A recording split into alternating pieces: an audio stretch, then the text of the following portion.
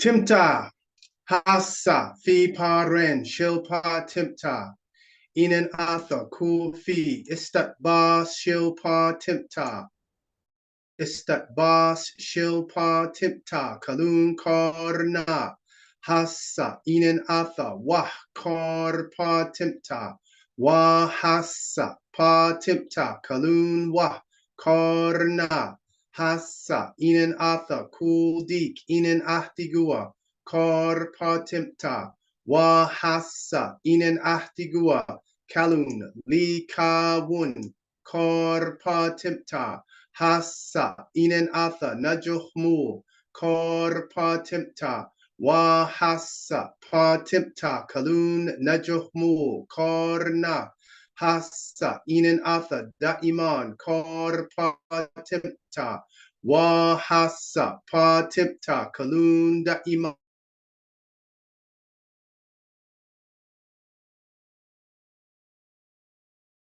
Orna, Hassa, Patimta, Dura, Inan Admilua, Amun. Now in the name of the all. Now we are in the consideration of the all, and now all consideration is with us. Now we are one with the all, and now the all is one with us. Now we are all we need with the all, and now our need is for being with the all. Now we are successful with the all, and now the all is successful with us.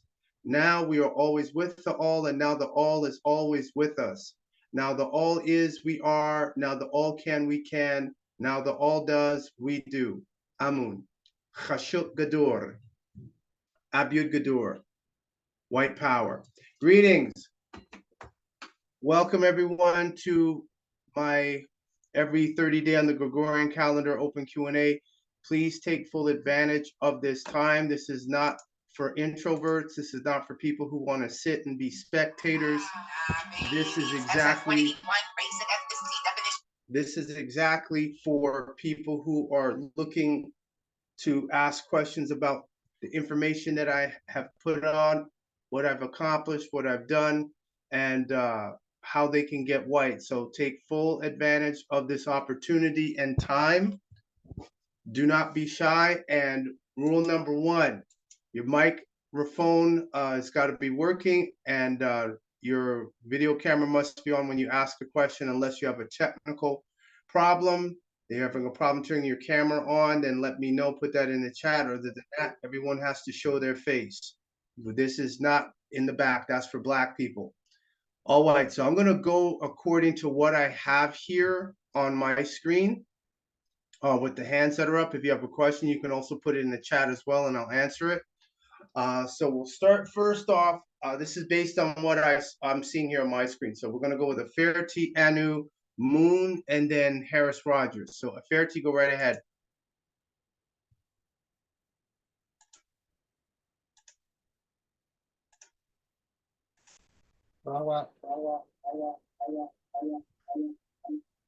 Come on, you got to do something about that feedback. You got two devices going on there.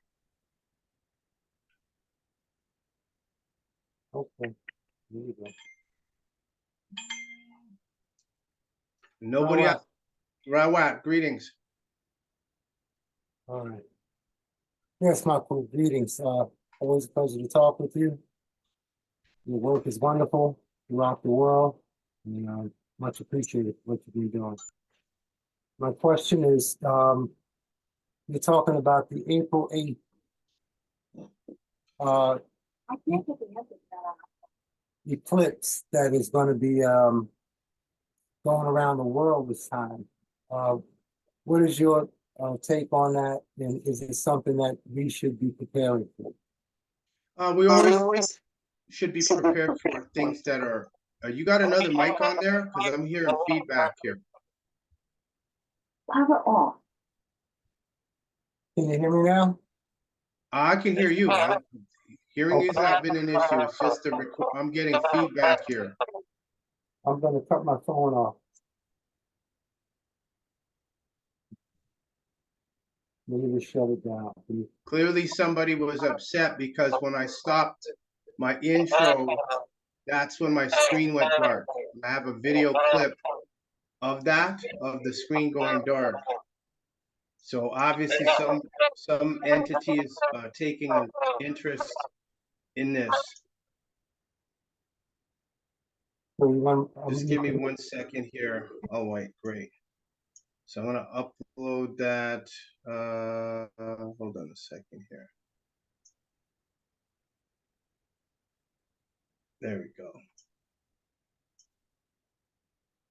All right, so while I'm answering your question, with that solar eclipse, we're always paying attention to things that are natural and in nature and to get in tune with it. Again, it's still the same problem that, well, it's not a problem. It's just when Amorites talk about that, I always want to know, when are they going to start telling the truth? See, they just want the esoteric positive side. They don't want to deal with none of the stuff that they have benefited from to springboard them to a point of now wanting to be enlightened, but don't want to deal with the actions of their ancestors that they've benefited off of, that has allowed them to get the extra time to have a moment of clarity, think, meditate, and then say, okay, what can we do to go forward? As you can see, if you aren't aware of it, and this is for the benefit of people who don't know, what happened with Elon Musk suing OpenAI, saying that they went against their mandate and their mission, and now they've put profits over humanity, which is kind of interesting how the lawsuit drops a day after I tag Elon Musk and I tell him, you're not serious about this. Which is it? Pale supremacy or digital supremacy? So the lawsuit he filed talking about going against humanity, these Amorites are not including you all in this equation. You're secondary, you're an object. Well, if I got a go bag, do I need to bring all my CDs, or do I need to bring some of them, or do I just leave them because I got them already copied on a thumb drive? That's the position Black people are in, or whether they're a CD that will be brought along, or I got copies of them, it doesn't matter. And then of course the hologram doesn't know it's a hologram. So those events of the solar eclipses, full moons, those things are serious, because a lot of weird stuff, if you want to call it, major shootings keep happening in, on, or around a full moon. So that shows that, yes, that's something that we should be paying attention to. As far as that solar eclipse is concerned, they're telling people to get grounded and be ready for it, etc. I'm not looking at that as the be all and end all. There's a lot of time between now and April. My first thing, again, as I say, when are the Amorites going to come clean and tell Black people they're actually white? You see what I'm saying? Because again, like I've stated before, somebody who's Black, but they're into metaphysics, but they think they're Black or African American, and they want to start talking about chakras and frequency and resonance, the Black frequency is built into their cells. So now when it comes trying to pass through to another dimension, they're going to still want to hold on to what? Black, because they think, oh, that's connected to the universe. No, it ain't. Universe is dark, absence of light, not black, meaning pale. So that's going to create a bar for them. So yes, I do agree that when those full moons and super moons and things of that nature, yeah, be in tune with it. The solar eclipse coming up, yeah, ground, what have you. I haven't really gotten as far into it to find out what's the significance, aside from everyone's going to see it. Hearing allusions that it will be darkness for 2 or 3 days, there's supposed to be some darkness coming up. So I guess that might be the reason why we're saying Chashuk Gadur now. And I wasn't thinking about that. I was looking at what it means is, okay, time to invoke the darkness. You can have agreeableness hide in the darkness. You can have disagreeableness hide in the light. So people got to stop getting, oh, the light is good and the darkness is evil. Everyone was in darkness for 9 months, triple darkness, before they came forth into the light. but nobody wants to talk about that. So again, on those type of event, those dates, that's when we should be doing rituals to bring in more of the fact of the original carbonites on the planet and our connection to it, our planet. So yes, it's ours. Nobody said anything, not the Rothschilds, not the Rockefellers, not the 13 Illuminati families. All of them know this. So I'm the only one who's came forth and done the claim. Nup Tahum, Ashuk Wawa, Adur. Khashuk Gadur. Anu, Rawat, Rawat Maku, Rawat. I have 3 questions for you. One is what is your position on the Earth? For one, not really being round, and also for us being enclosed in a firmament. Is that something that you believe, or is that just sort of something that's been inserted into the overall belief system?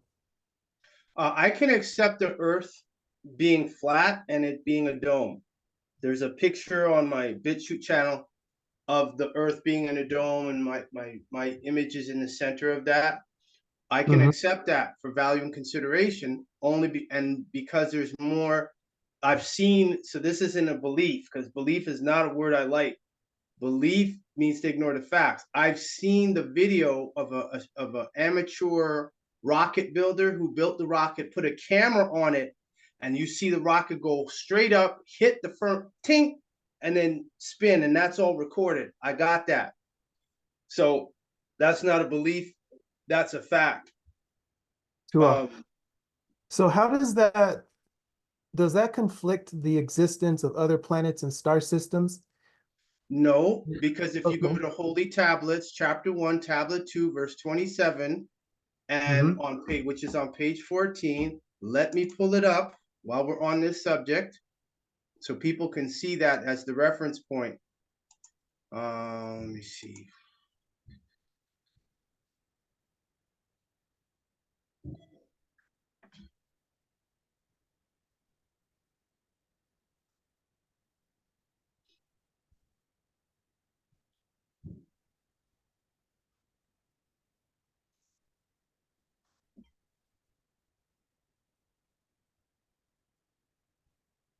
Oh, wrong folder. Let me go here. There we go. All right, so I'm going to pull it up here.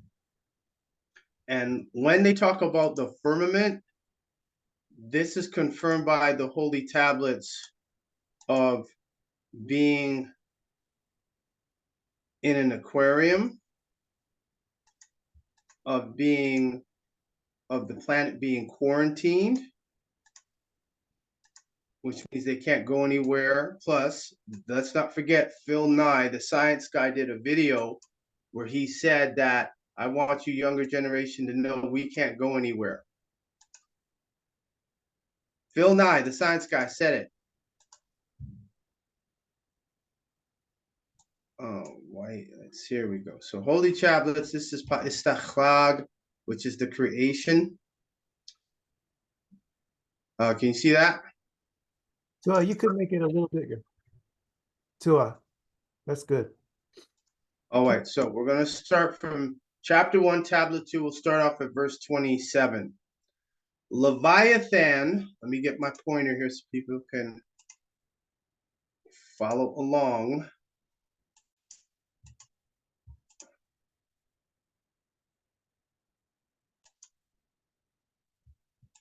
Leviathan, this is verse 27. Leviathan, the serpent people, one of the reptilian seeds, 16 different species of reptilians. So this is just, Leviathan is just one of the reptilian seeds, or the Luciferians, have been trying to gain control over this planet for many thousands of Earth years.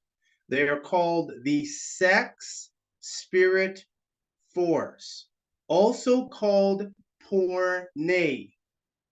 They are able to seduce and deceive all those with desires on earth turning lust to luster.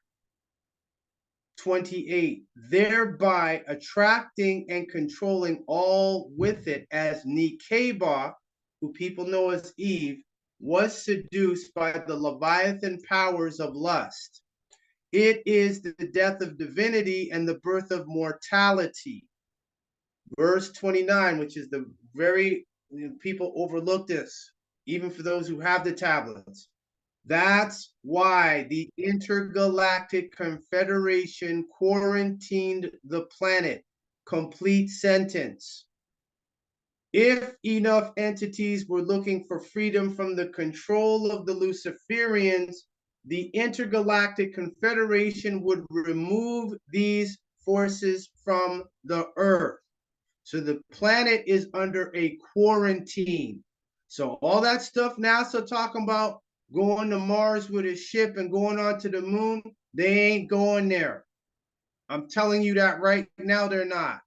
It's both, you got people who work in either the military or whatever, have put out videos showing how they're faking they're in space because they're in an underwater base, and they show how they got the wires hooking up, and then they say, well, if this is supposed to be gravity, why is the water coming straight instead of floating up in bubbles? So they're showing this now. So they're not going no place. Now, jump gates and stargates, yes, because they found one in Iraq. That's how they're traveling through the stargates. That's the book, Mars, the Mars Records. And that's what was how I learned about the invocation, because I couldn't even understand, even in that book, the author and his wife kept deferring to Jesus, kept deferring to God, kept deferring to the Holy Spirit to protect against those, the higher technology like psionic technology, X-ray technology, etc. I'm like, why are they deferring to that? That is their foundation. This is all that they have. They don't have, Amorites don't have anything outside of Christianity. Some of them are even converting to Islam. And if they don't, then they got to convert to Judaism. And if they don't want to deal with Judaism because they consider them the synagogue of Satan, then Christianity is their be-all, end-all. The word God is their be-all, end-all.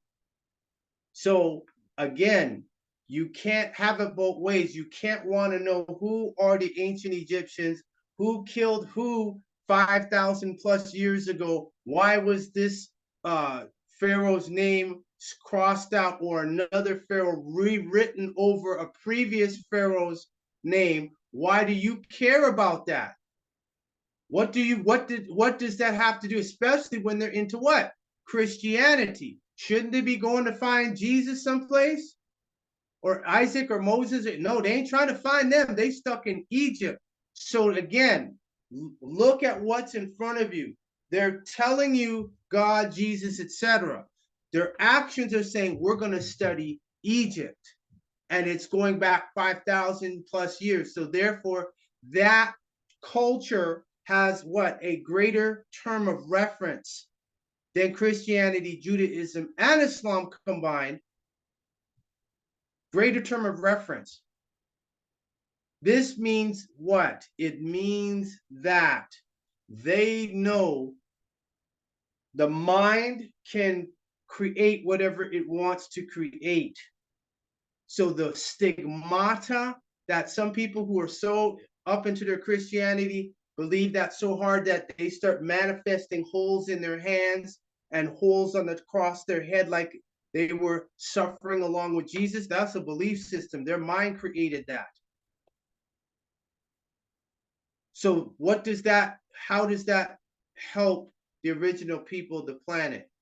It doesn't. So therefore, again, I say, when I challenged you, I called out Elon Musk and tagged him. The next day, he's filing a lawsuit against OpenAI. And I said, well, you answered my question. Are you going to stop? Are you about pale supremacy or digital supremacy? And his lawsuit confirms it's about pale supremacy.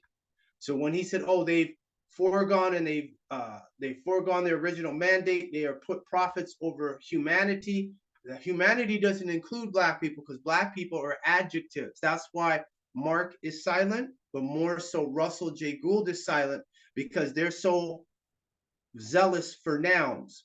Said, fine, I don't have a problem with you being zealous for the noun. The black people are adjectives. How are you contracting with those people who have no standing at law? How is the contract even valid? That's why the remedy can't work, because the judges are like, okay, fine, it's all fiction, it's all adverb verb, but the people who are contracted weren't even nouns to begin with. Let me repeat myself so people are paying close attention to what I just said. For all the people who are into quantum and think Russell J. Gould is the savior, the Amorites, black people always looking for some Amorite to save them. They're adjectives. And according to David Wynn Miller, a noun plus a fiction or a fact plus a fiction equals a fiction. A fact plus a fact equals a fact. A fiction plus a fact equals a fiction. So he can't contract with people who have no standing at law to give them quantum to try to present it in court as a remedy against the fraud judges who are fiction judges who say, yes, the quantum is valid, but the person presenting it, the person tendering this, has no contract, has no right, has no status to even engage in tendering the contract. And this is what, I forget the woman's name, Deborah, she was on my webinar. And what did she do? She went and admitted that she spoke with Russell. Russell didn't even know about the SF-181. And then she said, you need to overturn Dred Scott. She said, if you don't do that, if we don't do this for them, they'll make a visual determination on what our race is. And that's when he said, are you fucking joking? So he didn't even know. So my thing is, how are you a postmaster, global postmaster? I'm not talking Europe, I'm not talking UK, I'm not talking Canada. You're there in the US, the center of this, one of the major cities, which is Washington, DC. I'm like, where's the picture of you tried all the Supreme Court judges in Washington and had cameras all on you by Secret Service and you were trying them and convicting the Supreme Court? Where's the video? If they're guilty, pale supremacy.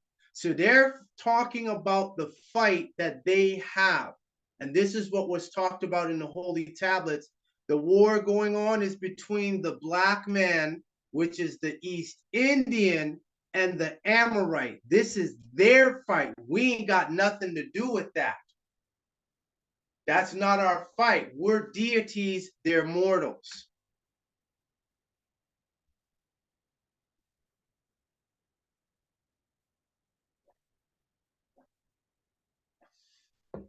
Next question. No, I'm here. My mic's on.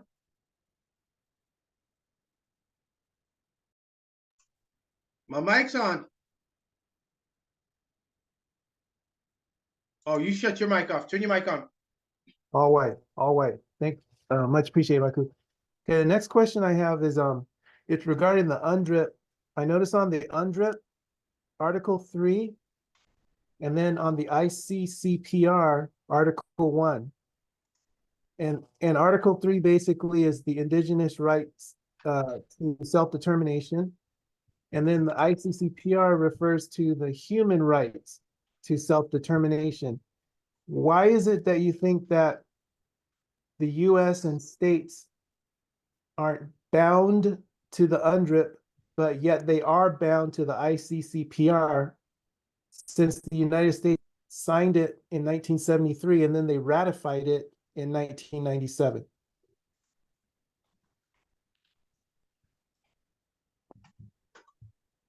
I'm just going to pull up the ratification status by country so everybody can see what you're talking about. And see, this is why the black civil rights leaders, they're useless. Although all they are just plantation, just another mechanism of the matrix. They can't provide no international remedy. They can't even provide domestic remedy. So United States of America, no.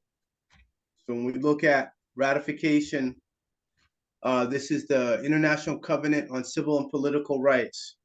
The U.S. did not ratify it. They signed on in agreement. See, it says there right, no. Hold on a second here. Let's go back, make sure I didn't. Okay, United States, no. So they haven't. And I said, nope, all white. Marco, I have a document that says they did. And it's I'm on their website right now. I'm looking at it right now. These are all the ratifications, ratification status for United States of America. There it is, right there. Boom. International Covenant on Civil and Political Rights. So June 8th, 1992, all white. And so let me pull up the ICCPR PDF, and we will go to Article 3. Well, Article 3 would be on UNDRIP. The states parties to the present covenant undertake to ensure the equal right of men and women to the enjoyment of all civil and political rights set forth in the present covenant. This does not include Black people. Sure.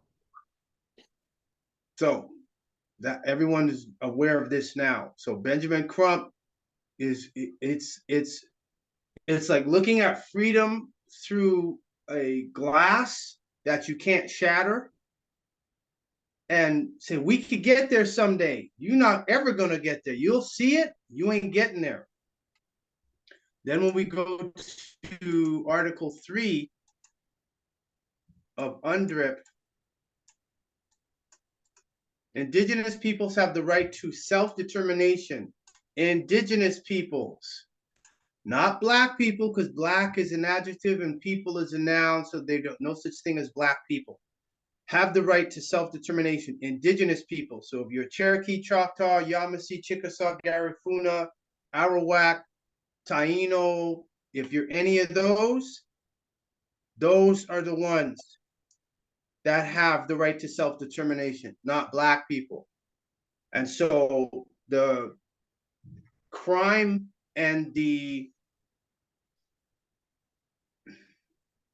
disagreeable works by whether it's Benjamin Crump or Al Sharpton or Jesse Jackson or the civil rights or the Black Student Union is the fact of them calling themselves Black, like that has some type of origin. It doesn't have an origin. Mm-hmm. There's no, where's the myth of the Black people, of their origin? Doesn't exist. Black means adjective. Black is, it means pale. It's an adjective. It means to bleach, to glisten, to shine, bright. Has nothing to do with darkness or lack of pigmentation or lack of light. So as you see here in the UNDRIP and here in the CCPR, the states are to ensure the equal right of men and women.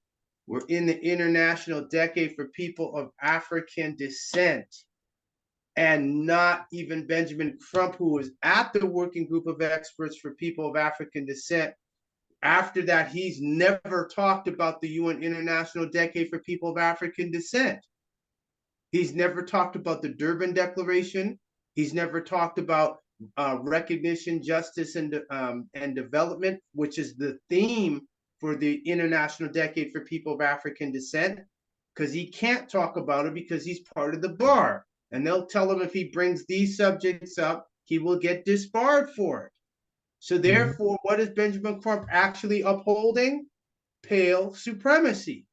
Him, Sharpton, and the rest of them. That includes Farrakhan and the Nation of Islam. That includes the Moorish Science Temple. That includes anyone who is not any person of African descent, any person who considers themselves a person of color, copper-colored, or American, or Aboriginal. If you ain't talking about the UNDRIP, you're not talking about the International Decade for People of African Descent, you're not talking about, for example, the American Declaration on the Rights of Indigenous Peoples, you're not talking about being indigenous, you're chattel, you're slave. You're just talking in circles, you're not going nowhere. They're domestic. A domestic is somebody who works in a house. It's a plantation Negro. So therefore, the plantation still exists. All right, your next question? So in regard to that, the when the do you think that the UNDRIP will ever be a treaty or a declaration that the states are mandated to uphold? Because right now it's not binding to the state. However, the ICCPR is. Here what I gave this answer before. Someone asked a question similar to this. Mm-hmm. Let's see, okay. Which countries accept UNDRIP as part of their law? All right.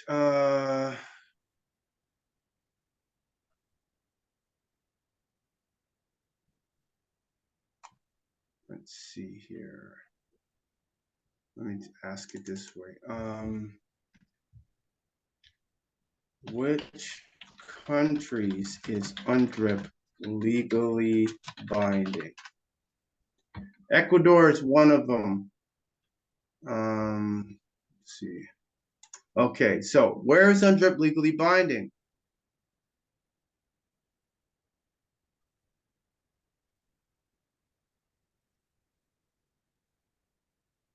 Because you can endorse, there's a difference between endorsing it and legally binding.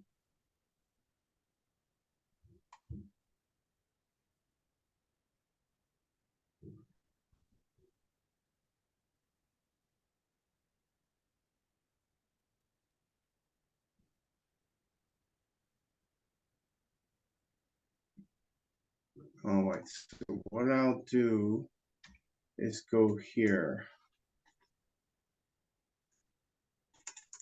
Okay, Ecuador, this is from memory. Ecuador accepts UNDRIP as law.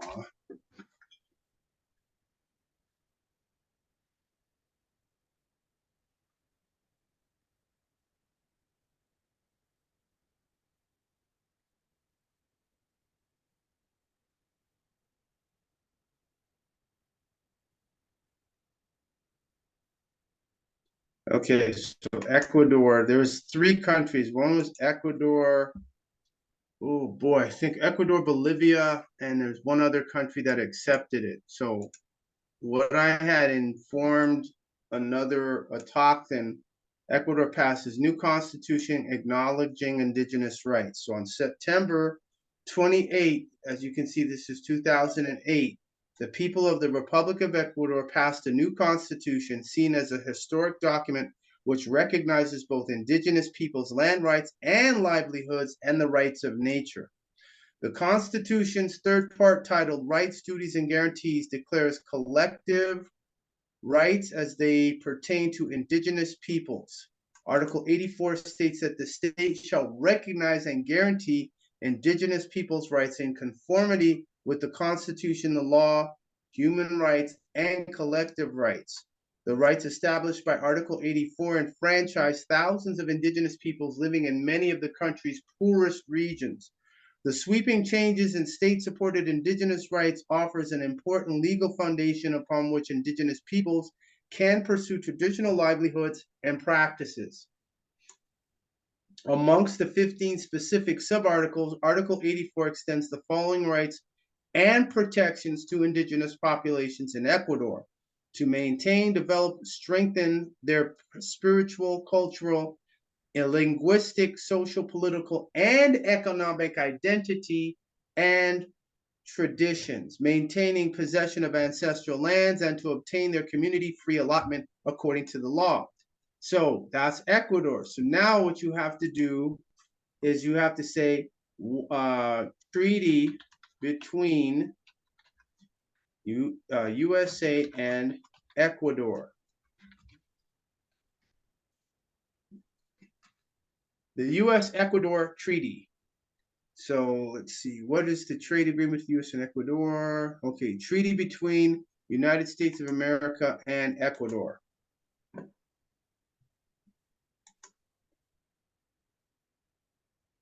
So treaty between the United States of America and the Republic of Ecuador concerning the encouragement and reciprocal protection of investment.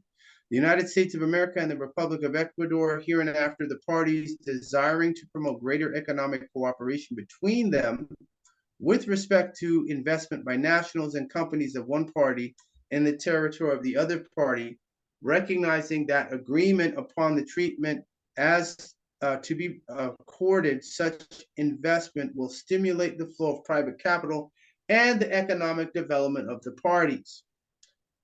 Agreeing that fair and equitable treatment of investment is desirable in order to maintain a stable framework for investment and maximum effective utilization of economic resources. Recognizing that the development of economic and business ties can contribute to the well-being of workers in both parties and promote respect for internationally recognized worker rights. And having resolved to conclude a treaty concerning the encouragement and reciprocal protection of investment, have agreed as follows in Article 1. For the purposes of the treaty, okay, so these are investment means investment means every kind of investment. This is 1A in the territory of one party owned or controlled directly or indirectly by nationals or companies of the other party, such as equity, debt, and service and investment contracts, and includes 1, tangible and intangible property, including rights such as mortgages, liens, and pledges. I'm just going to skip over here.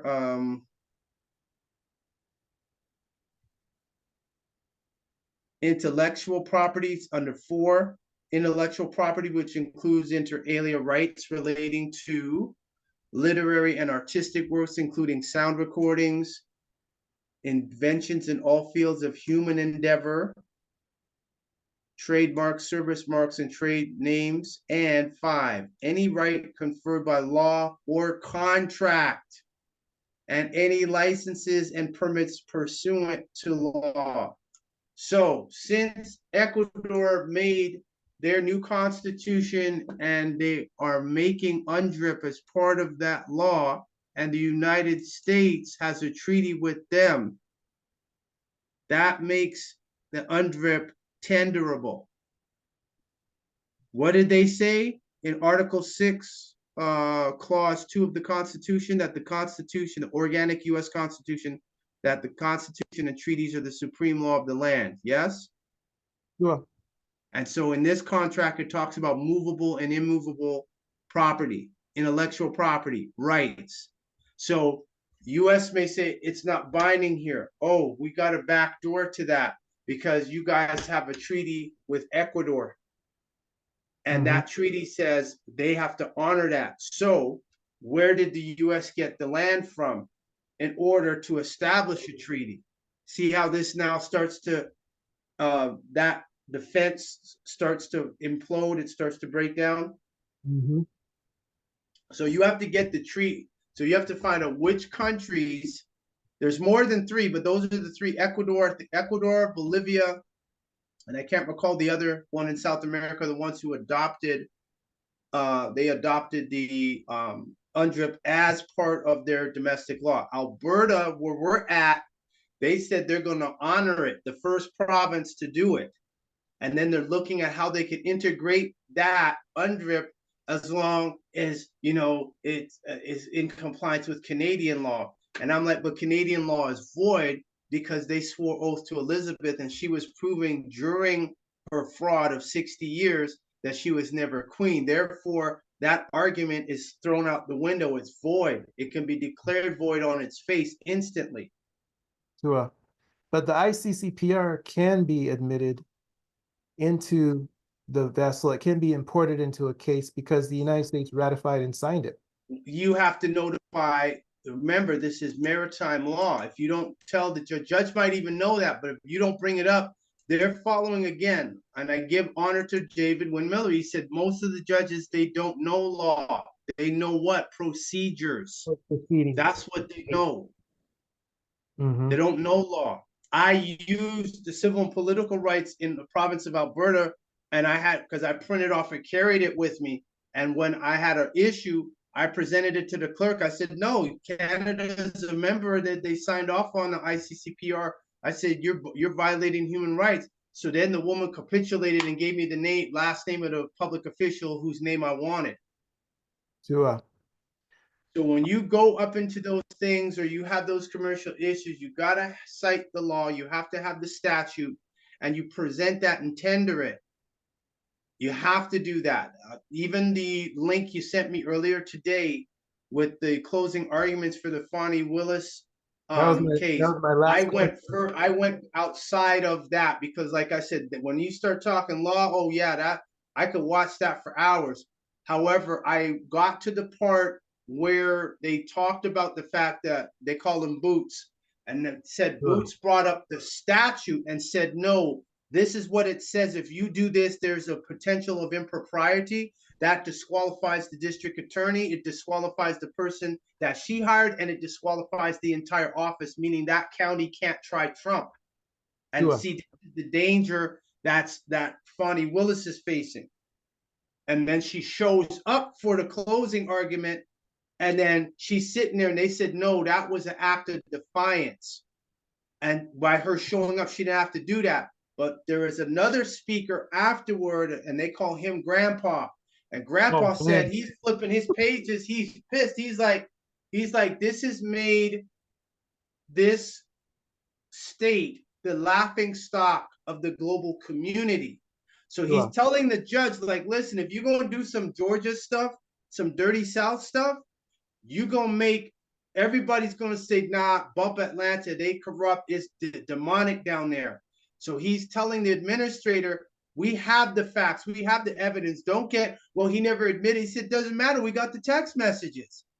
Sure. And then he was not prompted. What's his name? Terrence. Yeah. What? Terrence what? Bradley? Is it Terrence Bradley? Yeah, Terrence Bradley. After he made a statement, then he added on top of that, like, nah, this started when they were municipal court judges. This didn't just start 2 years ago. Yeah. And so he's impressing to the adjudicator, like, look, this happened when they were municipal court judges. He made that statement unprompted. She said, did this happen when they were magistrate? He said, no, municipal. This started back then. And he gave more. She didn't ask, unprompted. And that's the point. She didn't lead him into a direction of a question she wanted answered. He gave that. Then he said, hey, give me your motion and let me look it over. This is on tape. Or pardon me, on text message. Yeah. So not only did he supply information, he wanted to look at the motion, brief the motion like, I'm with you, and then turned around and said, the motion's tight. It's good. He signed off on it. Yeah. He got all that on text. Then when they put Fat Boy on the stand, I don't recall it. So you can't remember texting me this 30 days ago?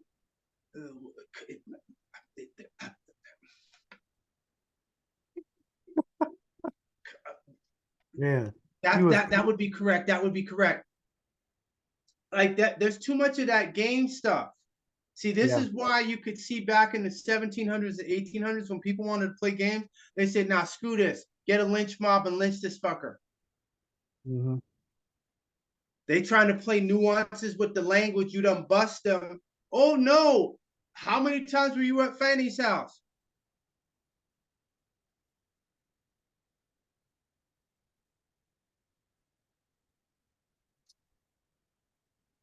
Yeah.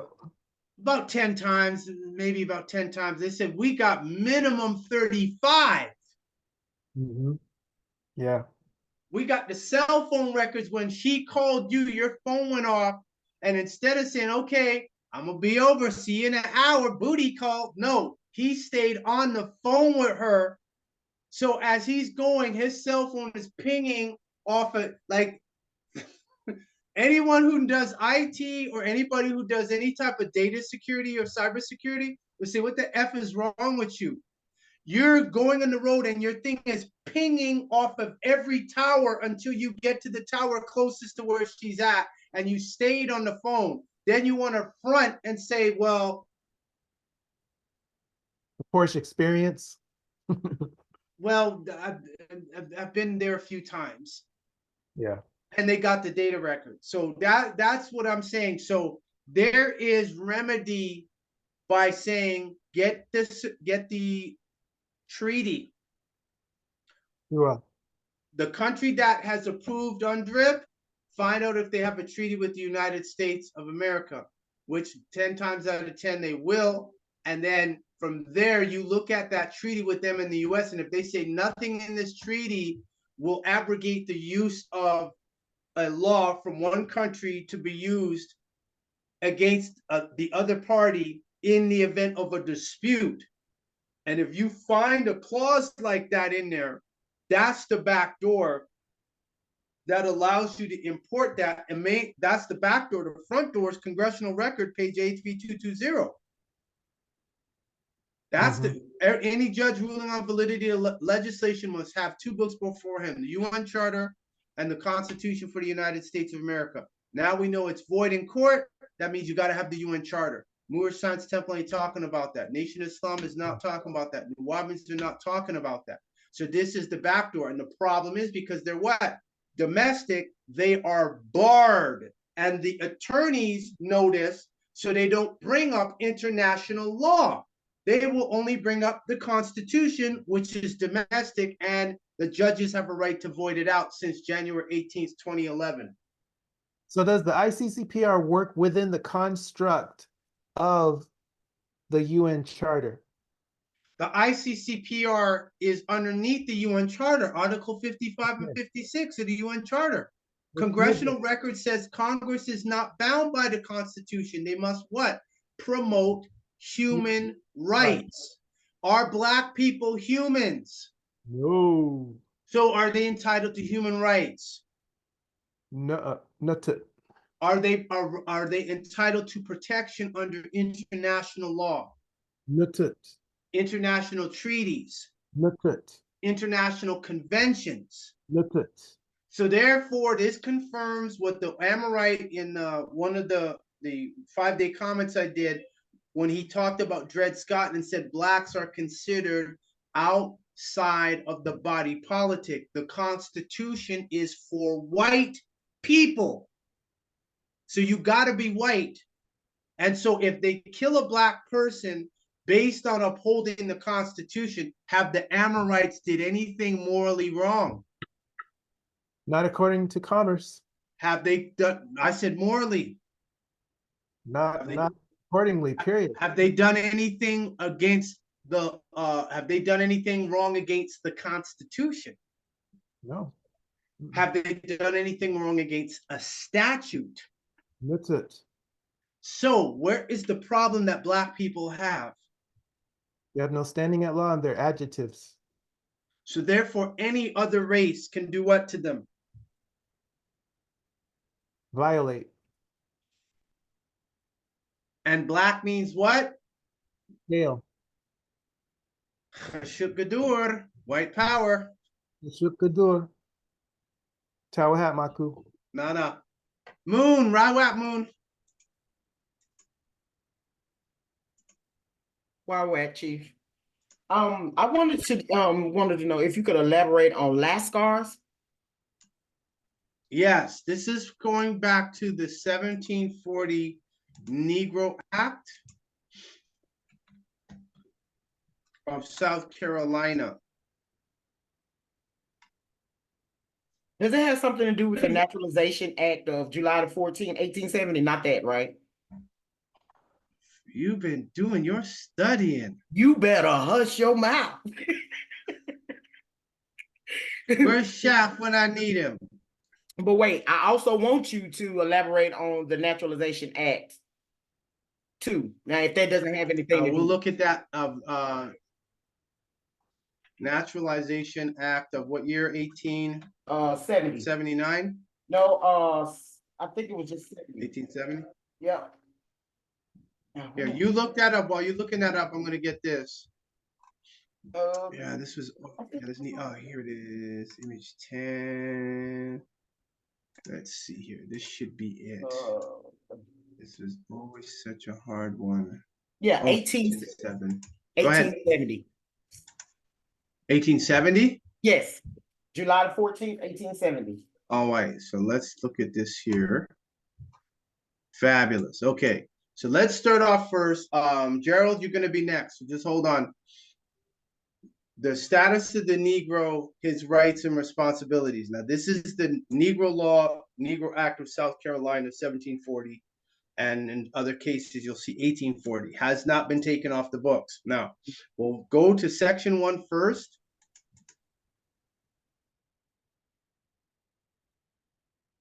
We're going to go to section 1 first, and then we're going to go down to section 4.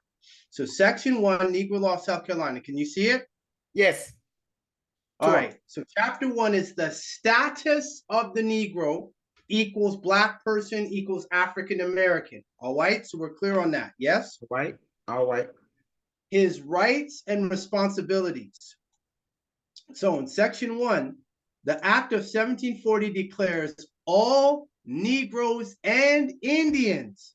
So remember, there was no difference between a Negro and an Indian, but here they're very clear, all Negroes and Indians. Mm-hmm. Free Indians in amity with this government, Negroes, mulattoes, and mestizos who now are free are accepted.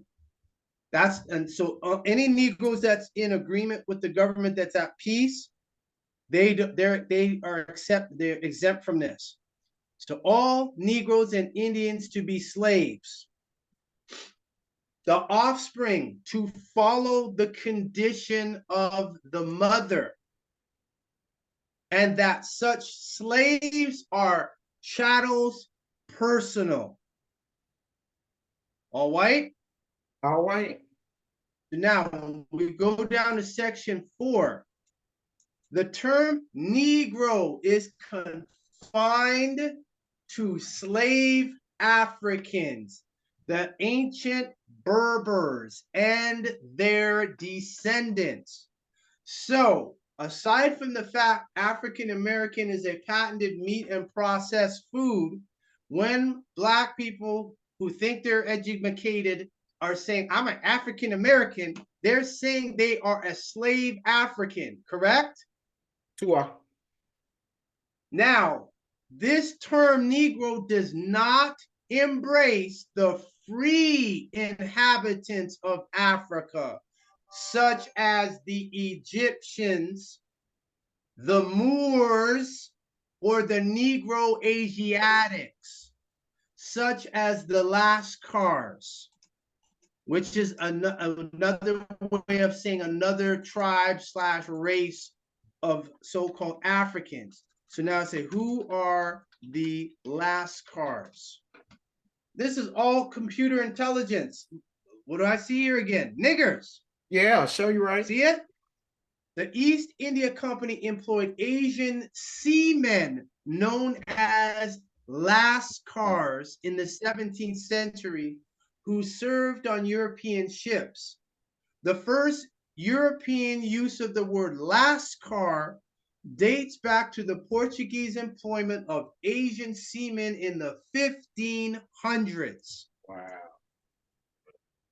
So a Lascar was a sailor or militiaman from the Indian subcontinent, Southeast Asia, the Arab world, British Somaliland, or other lands east of the Cape of Good Hope, that's in South Africa, who was employed on European ships from the 16th century until the mid-20th century. When you watch that movie 2012 and they hopped into the submarines, where was their destination? Cape Hope, Cape of Good Hope in the movie, because Africa was the only continent with 2012 that actually raised up. The entire continent raised up while the rest fell, so they were subject to being flooded. You saw 2012, the movie? No, never heard of it. You can go watch it. Add Then, that to your then list. again, I probably have. I forget a lot of names to movies because I've watched a lot of movies, but I'm gonna still check it out to make sure that's something I haven't seen. And I've been going back watching some movies because there's certain things that I'll miss in it anyway. So here we go. So now we know who the Egyptians, Moors, and the Lascars. Professor Mustafa Hefni, who was a professor at University of Michigan, was from Aswan. He's actual Nubian Egyptian. But when he immigrated to the US, they told him in this country, you're white. He was classified as white. And he was fighting the government to change his status from white to black. Yes, outsane is the word to use. Moors, we already know who the Moors are. So these are the only three, as regards the state of South Carolina, that are looked upon as free. Anybody who is Negro, African American, etc., they're considered slaves.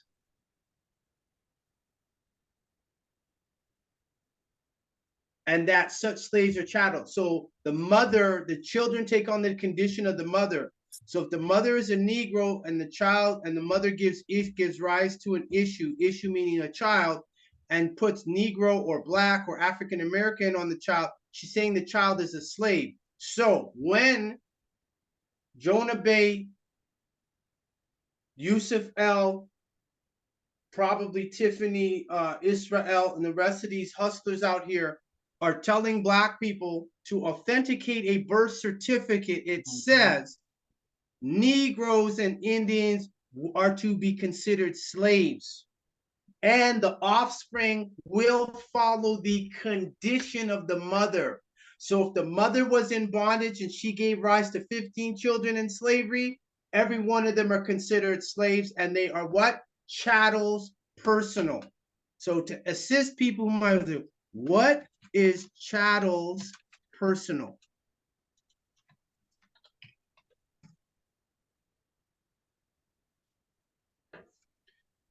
Chattels personal in British English, an item of movable personal property, such as furniture, domestic animals, etc. What are considered chattels? Chattel is the tangible personal property that is movable between locations. It can refer to property such as mobile homes, furniture, and automobiles. You can use this property as collateral for a chattel mortgage. So when it says they are chattels personal, slaves are chattels personal, you can buy and trade in their commodity. That's crazy. It's not crazy. It's on the books.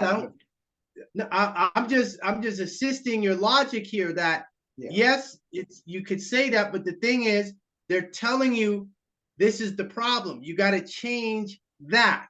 African American is not it. Black, person of color, visible minority is not it. So that's if what you're born in, this is why. Pardon? If your mother was a Moor, and so when you filled out the birth certificate, you would still have to do a birth certificate, correct? It depends. I've helped people who never filled out birth certificates for their children.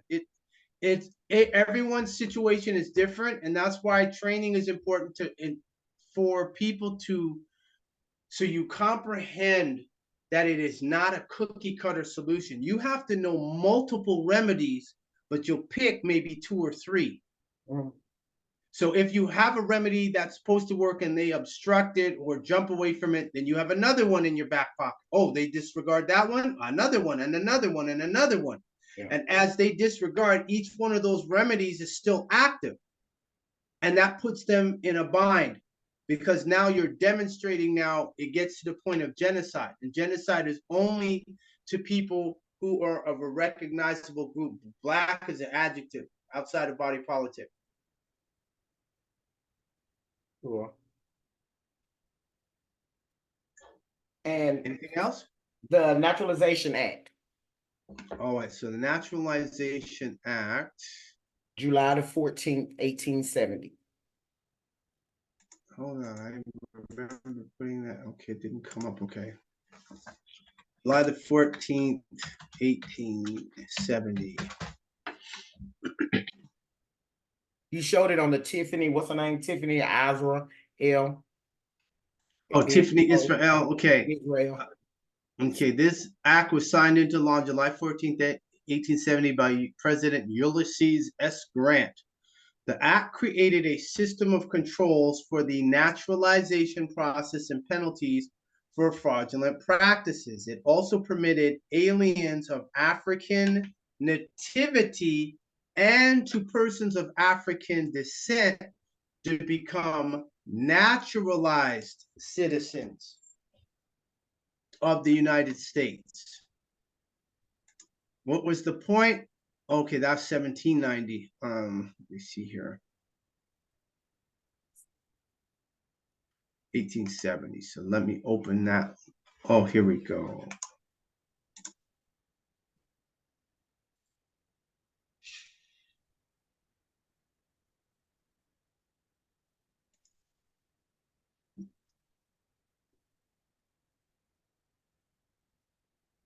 Okay, the Naturalization Act of 1870 explicitly extended naturalization rights to all aliens of African nativity and to persons of African descent, while denying the right to all other groups of non-whites, particularly Asians. This law promoted integration and equality for African Americans, but maintained racial distinctions that denied naturalization rights and access to citizenship to Asian and other non-white immigrants. But they have businesses. You see what's happened? They have more businesses. They were able to get loans. They were able to establish communities, get land. The Black people, the African Americans, some of them already had it and it was stolen from them. They weren't able to get compensation or restitution for that. So your question on the 1870 now, go ahead. No, I just wanted you to elaborate on it because I seen it when you did the video about Tiffany, and I couldn't read all of it, but it seems like the more I read about it, I was like, wait a minute. It seemed like as if we did have then, more human rights than we did the more human rights. It wasn't on no civil right as they suggest. Naturalization is the admittance of a foreigner to the citizenship of a country. And like, for example, Moore Science Temple and them, you got to go through a naturalization process. Well, which is it, naturalization or nationality? Oh. Because it says here, the admittance of a foreigner, and they called Africans or people of descent had the category of an alien. Mm-hmm.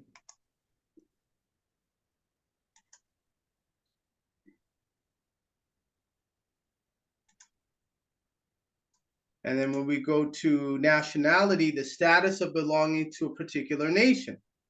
So now my question to you is, people who are African American consider themselves US citizens, yes? Yes. But the United States says under the Dred Scott decision of 1857, which was and this 1870 Naturalization Act came 13 years after the decision. And Dred Scott hasn't been overturned. And Justice Taney said, no descendants of Africans has any rights which a white man is bound to respect. That has not been overturned. That, right as we speak, as I speak to you right now, it hasn't been touched. Right. So what does that mean? In the interest of keeping the corporation going, corporations need what? Workers. Oh, like the Rothschild said that he wasn't here. What was the quote that he said? He wasn't here to make he wanted he needed employees and something like that to the Yeah, effect. you need workers. Yeah, you need workers. He's not here to I forgot how he said it, but it was neat how he said it, even though I didn't like it, but it was just because of the way he put it. I'm like, wow, so he's letting you know he don't want anybody to be free. He wants you to be a slave, at least up under them anyway. He wants you to be they want you to be a worker. See, there's one thing working for your nation or for your own kind, because you're going to see the benefit beyond the monetary side of it. There's a difference when a person works for somebody else, because now your energy is going in that direction, that's causing their energy field to increase. And as their energy field increases, they have influence. So this is why I'm telling you that I'm just going to put it back here on the screen here. So nationality and naturalization is not the same. You see it right here. Yeah. Understood? Wow. So that's why white is the starting point. That doesn't take away from your indigenous heritage. It enhances it. All white. Zoom. All white. All white. Kador. Gerald LaDon Harris, go right ahead. Turn your microphone on. Greetings. What city and state? What city and yeah, turn your mic on. Greetings, Chief Nanya. I'm in Greetings. Waco, Texas. Greetings, family. It's an honor to be here with you guys. It's an honor tonight. to have you here. Oh yeah, I'm familiar with Obama on the Tom Jones show. I was one of the ones also was watching that. It just blew me away when I saw that. You got a recording of that? I wish I had I caught myself saving it, and the next thing I know, a month later, it was gone. They only had the words, and I was so pissed off. But I still tell everybody about what Obama said, and I mean, I was fascinated with that. But I only have a couple of questions.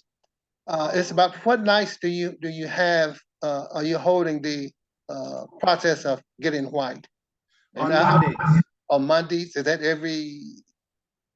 Every Monday, been doing it since 2016. Every Monday. And now what happens? Go ahead. I had been watching you for a while, because I was on and off the road for so much, and by the time I get ready wanting to do that, then, I would hear other Moors saying, oh, don't mess with that 181 form. But I said, man, Obama, had gave instructions on how to get out of it. Tom Jones asked him, well, how can we get out of this? And he told him, well, I'll tell you what you do. And then he mentioned about the SF 181 form. And also I want to ask about commerce. Well, see, I have a commercial license, unfortunately, and I do want to start working for myself again. What do you mean a commercial license? What is well, that? so-called CDL. Yeah, CDL. You're moving cargo. Yeah. Yeah, go ahead. I'm all ears. And also I want to know about getting white and staying white. Not getting trapped into signing the wrong contracts, because some of us have so-called slaves or jobs, basically, and basically about getting out of that. Well, you want to have control. You have to accept the fact that you're doing commerce. See, Black people who are spiritual, people who say they're metaphysical, they never want to talk about contracts or commerce, yet that's what they're doing every day. They want to make it seem like, oh, the commerce and money, that's evil. I said, okay, great. How'd you get your clothes? How'd you get the roof over your head? What? And then when you start presenting these things to them, you're letting them know, like, listen, you had to go into that commercial world and function in that commercial world to have what you have, because very few people are ready to go do Grizzly Adams and go out into the mountains and start chopping wood logs and make a wood cabin and live out in nature. Unfortunately, people are not acclimatized to that, especially if they want their coffee every AM. They want their Starbucks in there. Of course, can't forget the Krispy Kreme donuts. Gotta have that before I get to work. Right. They're not going to do that. They're not going to be used to that. Right. And You know, and on the forums, now, before I had started work, I would just put American Indian and white on there, and I'd file exempt. But I know I'm missing steps, you know. Everybody who's doing that is my work. There's nobody who's talking about the SF-181 because Barack Obama never talked about the SF-181. What he said was, I don't consider myself the first Black president because the word Black has no standing at law. That's all he said. Yeah, I remember saying that. That's all he needed to say. That right there, he gave a secret, but Black people couldn't catch that. Yeah. And it's the same thing I've told people. Even a preacher, if he told his congregation they're white, 90% of them will stand up and walk out. That's the end of his tithes. He's not going to get the tithes anymore. So I am emphasizing that anyone who's talking about the SF-181, you ask them, let me see yours. Because 10 times out of 10, they will not show you theirs. They'll say, I've got this package here that I can sell you. Nah, I don't want to see package. I want to see what you done it. Then you know what you're working with. So what I'm going to do is I'm going to show this, which is the first one that I did, my SF-181. Not only did I fax it in, I sent it in because I'm not south of the 49, I'm north of the 49. And it's also in the archives in the U.S. National Record Center. So they know exactly who I am. Just going to get the link here. So the United States National Record Center, they got a copy of my SF-181. So any dummy who goes and does this without going through me, they're going to be in for a rude awakening. Because the government already knows. So I sent that registered because I wasn't inside of DC or the states corporately. That's my statutory declaration. And now here's my SF-181. July 3rd, 2009. Plus, this is the fax cover sheet that I sent to OMB. And here's the confirmation. It was only 7 pages at the time. Now the people I train and I'm teaching and assisting, they got anywhere from 25 to 30 pages. And that's just the statutory declaration. So that just shows you how far things have come. And then here's the verification report. So on September 11th is when it was sent. And it was actually done on July 3rd, 2007. So anybody talking about an SF-181, they better show you theirs first before you fill any paperwork out. Because if they're not going to show you that, that person's an agent. That person's hustling you. What times at Monday are you having the class? 7 o'clock, 7 Eastern, 7 o'clock Eastern, 6 Central. And before you come on, if you would either send me a private chat or send an email to ASP Webinar or At-sik-hata YM, you'll get the video requisite because we're screening people now. Have you taken the jab? No. All right. So we're going to need a video confirmation and evidence that you're not magnetized. That's what we're looking for. So that should take you about 30 seconds to do the video. So you'll get a magnet, put the magnet underneath one shoulder 3 times on one side, 3 on the other. Then you're going to get a light bulb, and then you'll have the light bulb. You put the light bulb right on the shoulder and hold it there. Don't move it around.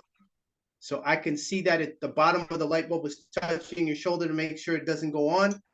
And the last thing is you'll get your cell phone and you'll turn the camera on and scan yourself to see if a product code comes up. Okay. So that's what has to be done. That'll take 30 seconds for you to do that. Once you send that to me, I will approve that. And then once that's approved, the sooner you get it to me, you get approved. Then you will put that on your YouTube channel. You'll send me the link showing that you're publishing it. And then you come on the webinar. And the webinar is a donation now. The webinar is no longer free. It's $50 USD as a donation every month until you graduate. I have nothing to prove. Nobody knew about the SF-181 until I said it. Now you got Tiffany Israel, you got the Draconis Rex, king of the Draco reptilians, all these knuckleheads out here running around talking about SF-181. And I'm like, okay, so now that you do that, what happens when they challenge you on it? Because I give out certificates of achievement. When people graduate, they come here and they graduate, I give them a certificate of achievement. That's what's required in accord with international law. Hold on a second. I just got a spare one here. So this is we're testing people's competency, their ability to articulate themselves, learn, describe what it is that their position is, explain it, defend it, assert their rights.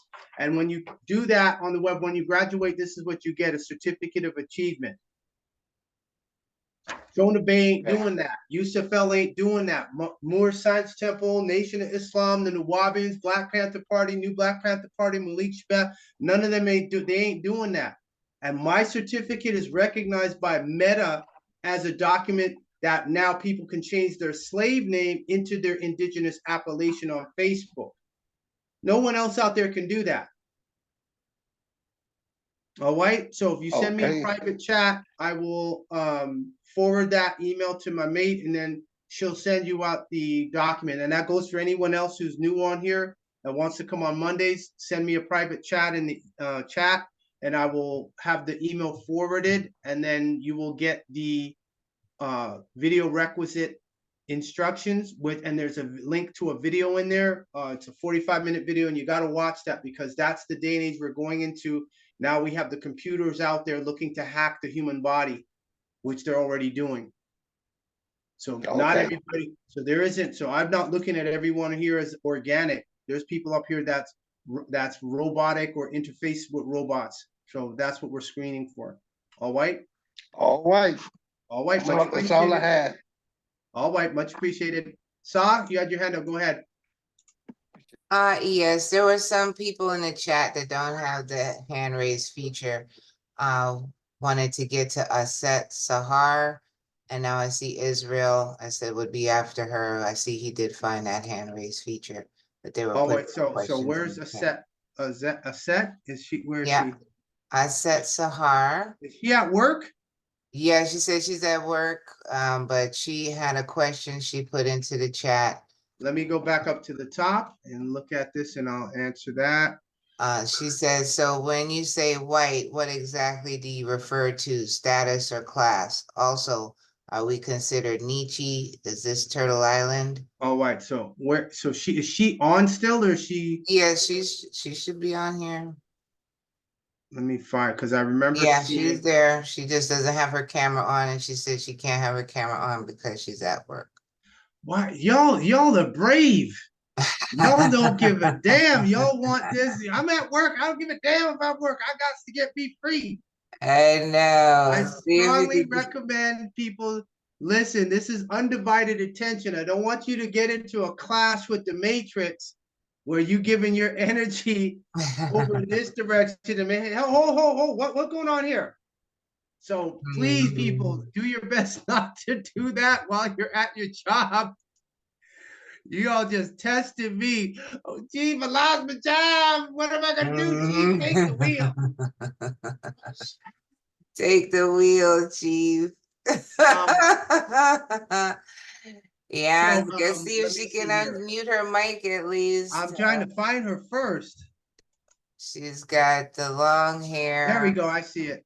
So if she can unmute her mic, then that's fine. If she can do that, that's fine. That's fine. All right. Yeah, all right. my mic is unmuted. All right. All right. So, okay. All right. So here we go. Let's see here. There we go. So your question is, when you say white, what exactly do you refer to? Status or class? Both. Also, are we considered Nietzsche? And could you define Nietzsche, please? Yeah, so I heard that term from another brother who's he said we was indigenous to the land, Turtle Island, and he used that phrase Nietzsche. He said we were Nietzsche people.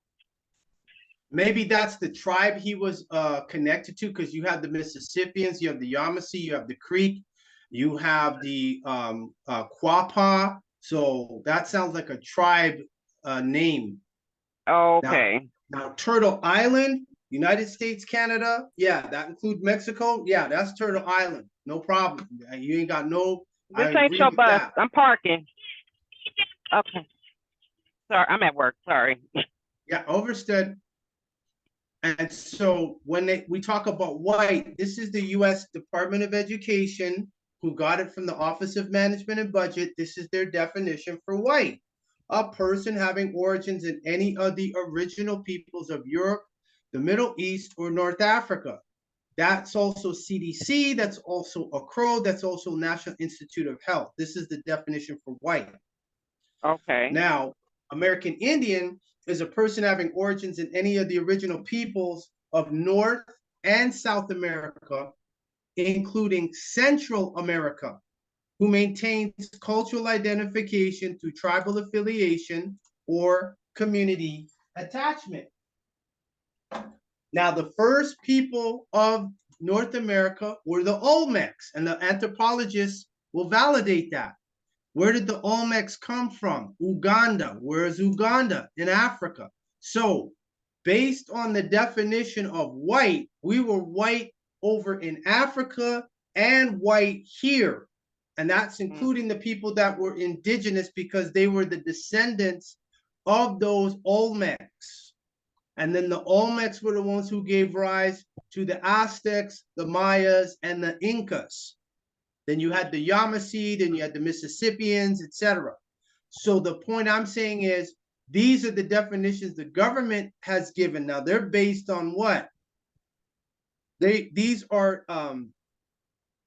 described groups to which individuals belong, identify with, or belong in the eyes of the community.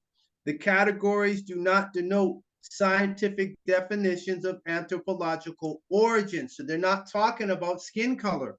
I'm showing you how to receive and go further into these definitions of race. Overstood?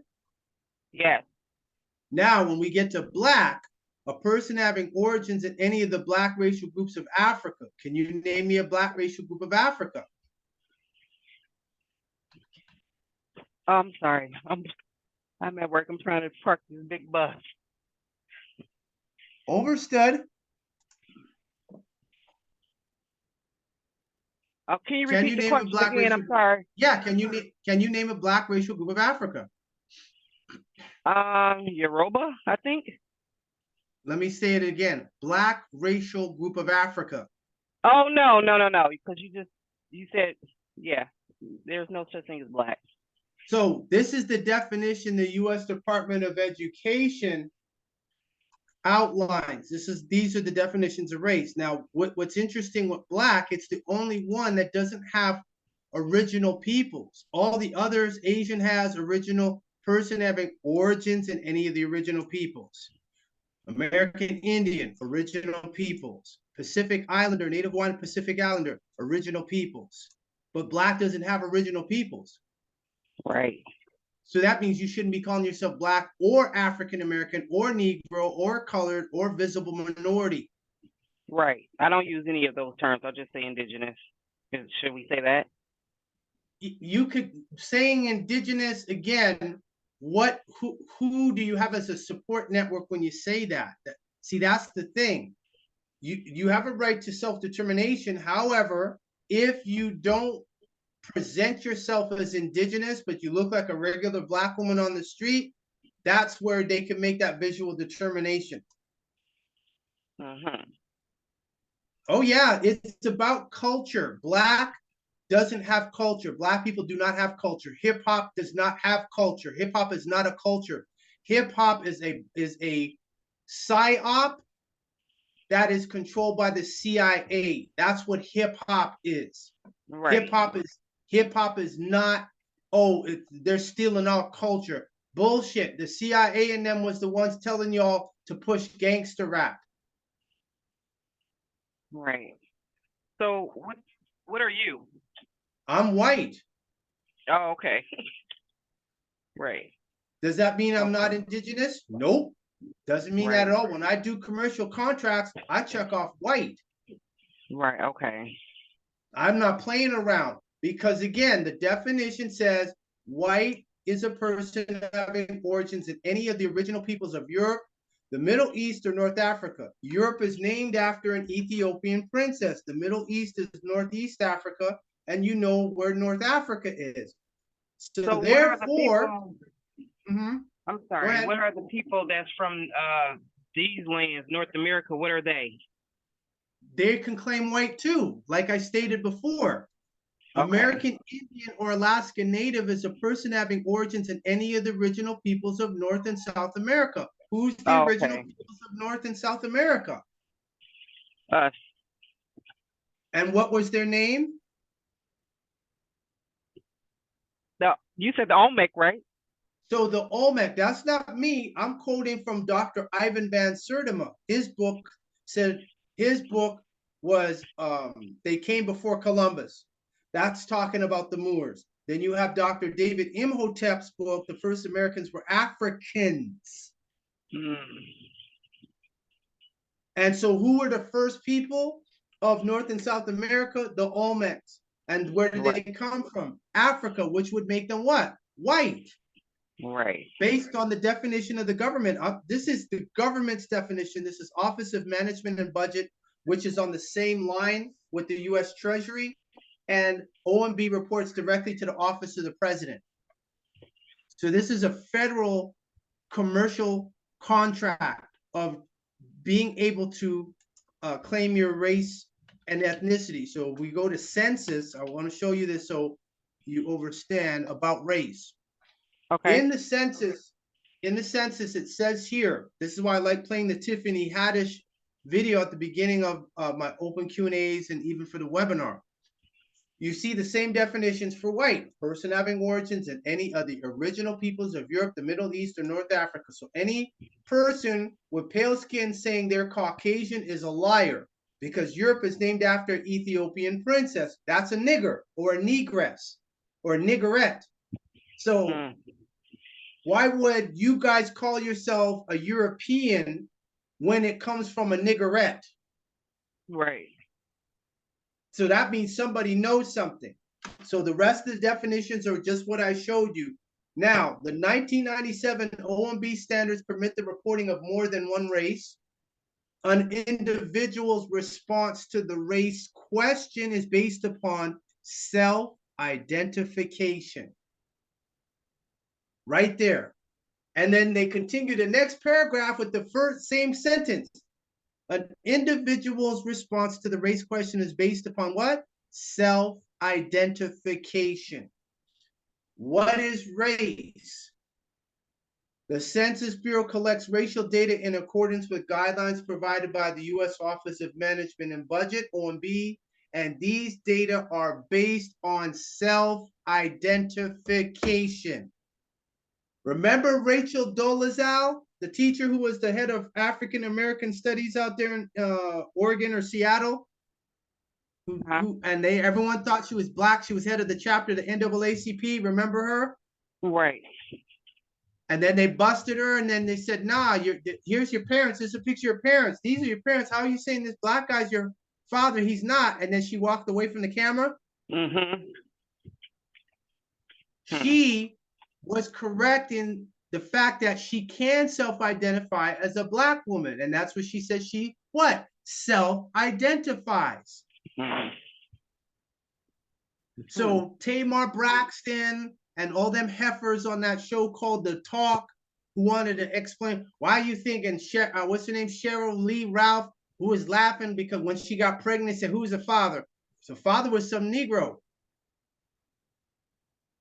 She wouldn't get, no Amorite was screwing her with some black guy she got to screw her to get pregnant. She just lost her job about 7 to 10 days ago because she did what? Started an OnlyFans. And somebody on the OnlyFans went and leaked the video of her doing OnlyFans. Wow. So what is the point why I bring that up? She identified, and no matter how people threw stuff at her, she was very calm and relaxed to identify as a Black woman. And she is, because Black means what? Pale. Mm-hmm. So all them Black women upset, she thinks she a Black woman. I said she is a Black woman, but y'all didn't get that. So the census is saying you have the right to self-identify. But so if you identify as Black, the contract is Black is we can abuse you. If they say white means we have to honor you and put you on a pedestal and treat you like royalty, which one do you want to be, a Black woman or a white female? I have one more question. Have you ever heard of Dan Calloway? Stop. Hold on. I just asked you a question. You see how you just hopped over everything? No, what was the question? I'm sorry. This is the test. Do you want to be a Black woman or a white female? Well, from everything that you just explained, I'm definitely going to say white. You're going to take what? White. Okay, let me ask you this a third time. Do you want to be a Black female, a Black woman, or a white female? You asked, do I want to be a Black female? You want to be a Black female? You want to be a Black woman or a white female? A Black woman or a white female?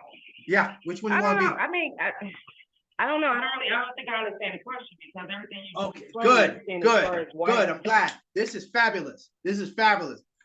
The old Black is a word that came into existence 740 years after the death of the literary fiction called Jesus. You with me? Mm-hmm. It is what's called an Old English word. It is an adjective. It means bright, shining, glistening, pale, pallid, wan, bleach. That's what Black means. That's the etymology, the origin of the word, not what we use nowadays. So Black means pale. Right. So let me ask you again. Do you want to be a Black woman or a white female? I don't know if it's a straight question. Okay, so you're gonna break down female? It's a straight question because there's no definition for woman in Black's Law Dictionary. That's why, what's her name? The Black woman who's on the Supreme Court justice, they asked her, what's the definition of woman? She said, I can't give you a definition. Damn liar. What she's supposed to say is there is no definition for woman in Black's Law Dictionary, which by default means there's no definition for woman legally. There is definition for women, plural, but there isn't definition for a woman, singular. And she's supposed to be a judge and she don't know that? A Black woman don't know there's no definition for woman in the law dictionary and she's a judge that's going through the vetting process to be a Supreme Court judge for the United States Supreme Court? Does that make sense to you? No. But I'm telling you what it means, and you won't find woman there. You'll find women, plural, but not woman, singular. So is female in there? No. I asked my question specific. Do you want to be a Black woman or a white female? Simple question. I don't want to be any of them. I'm just going to be all white then you don't exist, so we can move on now. A spiritual being. Oh, you can't do that. If you're an adjective, you can't take on an attributes of a noun. I'm telling you, it's the contract. It is the contract. Black has no standing at law. I think I didn't get to put this up on the screen here. Here's Barack Obama on the Tom Joyner Morning Show, and this is the only evidence we have.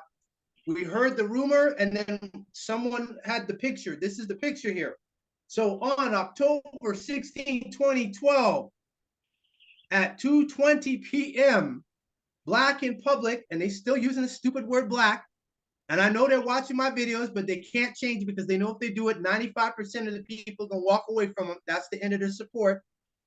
He said it, not me. So Tom Joyner interviews President Barack Obama on his Tom Joyner morning show. It's October 16, 2012. This is at 12:18 p.m. And greets him by saying, it's our first Black president of the United States. President Obama replies, Tom, I don't look at myself as the first Black president because the word Black has no standing at law. So when you're doing a contract, you're parking buses, you had to sign an employment contract. You have to pick a race. So if you checked off Black, hey, if we need to let go somebody, she'll be in that list of Black people we need to let go. Because Black has no standing at law. You weren't supposed to get the job anyway, but they have to do it. I never checked Black though. Pardon? I never checked Black. I always check other because I didn't know what else to put. I just put okay. And here's your mistake. If you check, and this is why I tell people, if they fill out that SF-181 form, they're gonna get themselves jammed up because I know Black people don't do thorough. They don't do their due diligence. Here's what is on the form, and this is what I had to tell Yusuf L, that big dummy, and then he had nothing to say, him and Jonah Bay. This is the form, and I'm going to give everyone a caveat. You fill this form out without going on my process and then come back to me. I make the decision whether I want to help you or not, whether you're worth the headache or not, because you guys have no clue what you're stepping into. It states right here, providing this information is voluntary and has no impact on your employment status. But in the instance of missing information, your employing agency will attempt to identify your race and ethnicity by visual observation. So if you check off other on a job application and you get hired, they can make a visual observation and put your race in for you. So again, white female or Black woman. That's white your pick. Female. Oh, now he's sunk in. Great. Fabulous.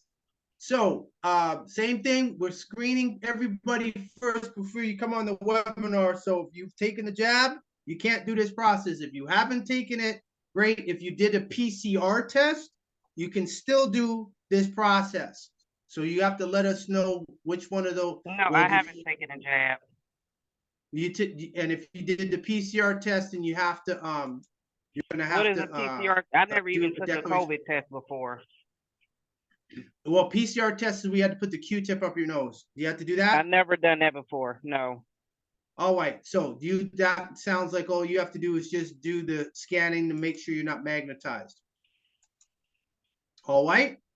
Okay. Thank you so much. All right. White, you're quite welcome. White power. White power. Israel, go ahead. Israel Bruton, greetings. Greetings, Hi Chief. Can you hear me? Yeah, loud and clear. Okay, hopefully I don't take up too much time. I did have two questions. They're kind of okay. I'm gonna stop you right there before you ask the questions. I am donating my time because a lot of times people watch my videos and they have questions. This is called open Q&A for a reason. If I do 3 hours, 4 hours, 5 hours, 6 hours, it don't matter. So don't feel that, oh, I got to hurry up. I can only ask 2 questions. No, whatever you need to ask. Proceed. Okay. The first one is in regards to corpus delicti. What is the proper way to actually make a court recognize that? Get white. Black has no standing at law. You can't do UCC. You can't do any of the commercial remedies or legal remedies. This is why, and I can and I have proof of this because I had an attorney from the state of New York. She came on my webinar, went through everything, and graduated. That's why none of the Black attorneys like Malik Shabazz, right? He saw stuff I did for somebody and he said, oh, this is over my head. I said, how is Malik? I thought Malik Shabazz was a big hotshot lawyer. Nope, they're not going to talk about that because the Dred Scott decision hasn't been overturned since 1857. What happened with Byron Allen, who was suing Comcast? I was shocked when the company Comcast, they went and got the 1865 Civil Rights Act and used it against him. I said, how's a corporation using an act that's for African Americans against an African American? Because the threshold is it has to be 100%. It's because he's black, which is why he could not get the licensing. And he even admitted it on the Breakfast Club that he cannot prove that. So when he went to the Supreme Court, he lost that. So you have to get white first. Barack told the secret he wasn't supposed to tell y'all. The word black has no standing at law. What more is there to say? Stop calling yourselves black. No more BET, no more NAACP. You have to get, you got to get that out of you, because the word black, which means pale, which people who are black or African American, person of color, visible minority, they have embraced that down to their atoms. So now they're creating a different auric field that is putting them in conflict with the universe, yet they say they want to get in tune with the universe. And so this is why I get on the New Age people and the Black conscious community, because I'm saying y'all are using a word that means pale. You can't paint your genes pale and still want to say, well, we're in triple blackness, triple. No, you can't do that. That's a dishonor to the universe. So the universe is like, that's like you having a party and you have a cousin that everyone can't stand. Somebody told them you having a party, ding dong. They show up at the door. No, man, get out of here. Get lost. You ain't invited. Come on, man. We kinfolk. We kinfolk. And you like, you wasn't invited. I don't know who told you. You ain't coming up in here. Get the hell on. That is what's going on with Black people. The universe has the grand scheme of things. Black people trying to knock on, well, we family. No, because you said you're this. You can't cross this threshold and go into that next dimension. So I even get on like KRS-One, them guys talking about fourth and fifth dimension. Y'all got to let go of that black. How do you think you're going to fool the spiritual world and your auric field is already emanating that error? You see what I'm saying? By saying you black. Exactly. Black is death. Black means pale. I mean, the etymology means pale. So every time a black person, hey, here's the best example. Remember the fight with Tyson and the other black, what's the black guy's name? He could have beat him. Y'all know who it is. Oh gosh. Buster Douglas? No. I'm talking about they call him the what you gonna call it, king? The not the genie king, the gypsy king. Gypsy King. The gypsy king. Or what's his name? Tyson Fury. Tyson Fury, and what was the other guy's name? The black guy. Deontay Wilder. Deontay Wilder. Now, I've seen Deontay Wilder hit. So I know Deontay Wilder was mean, but we know what we heard was that Tyson was patting his gloves. They said he patted his gloves because he couldn't take Deontay Wilder's punches. But here's the thing. When Deontay Wilder came out, who was walking in front of him? Some black guy with dreadlocks, black roses, black Moses, everything black. I said, oh, damn, he had an imp doing a spell on him as they're walking down to the ring. Remember that? Do you see the fight? All white. Then he's dressed all dark up with the red eyes and all that stuff.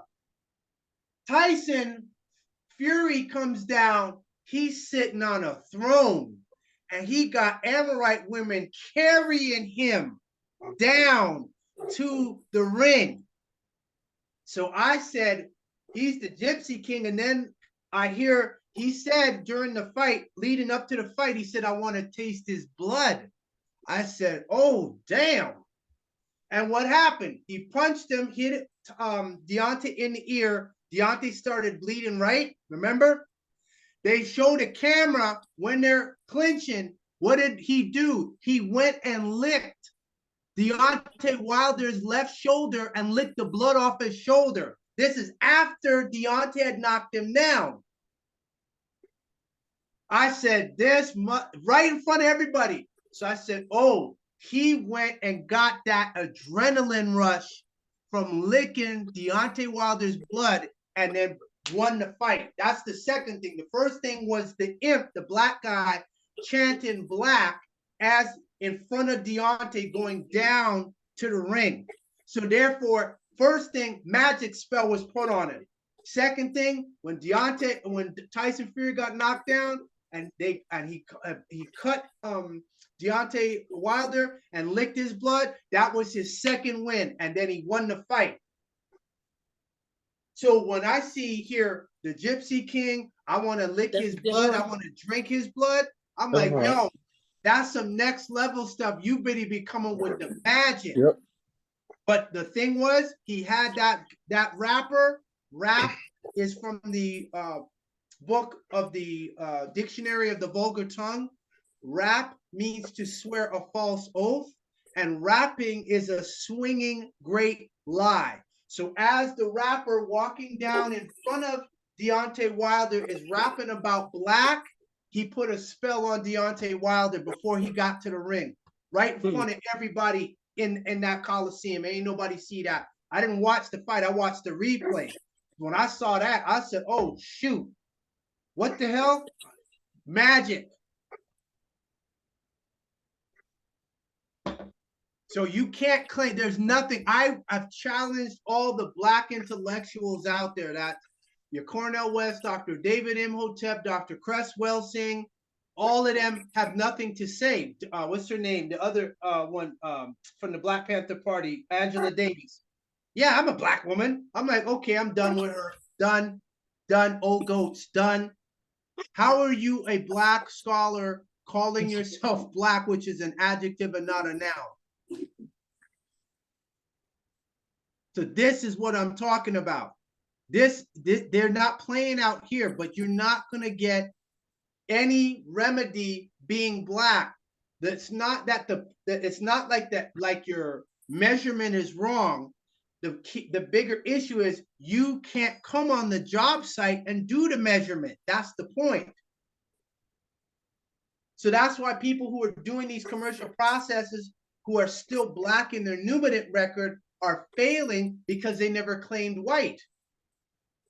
White is a person having origins in any of the original peoples of Europe, the Middle East, or North Africa. So anyone who's African American says they're African American, their race is supposed to be claiming white.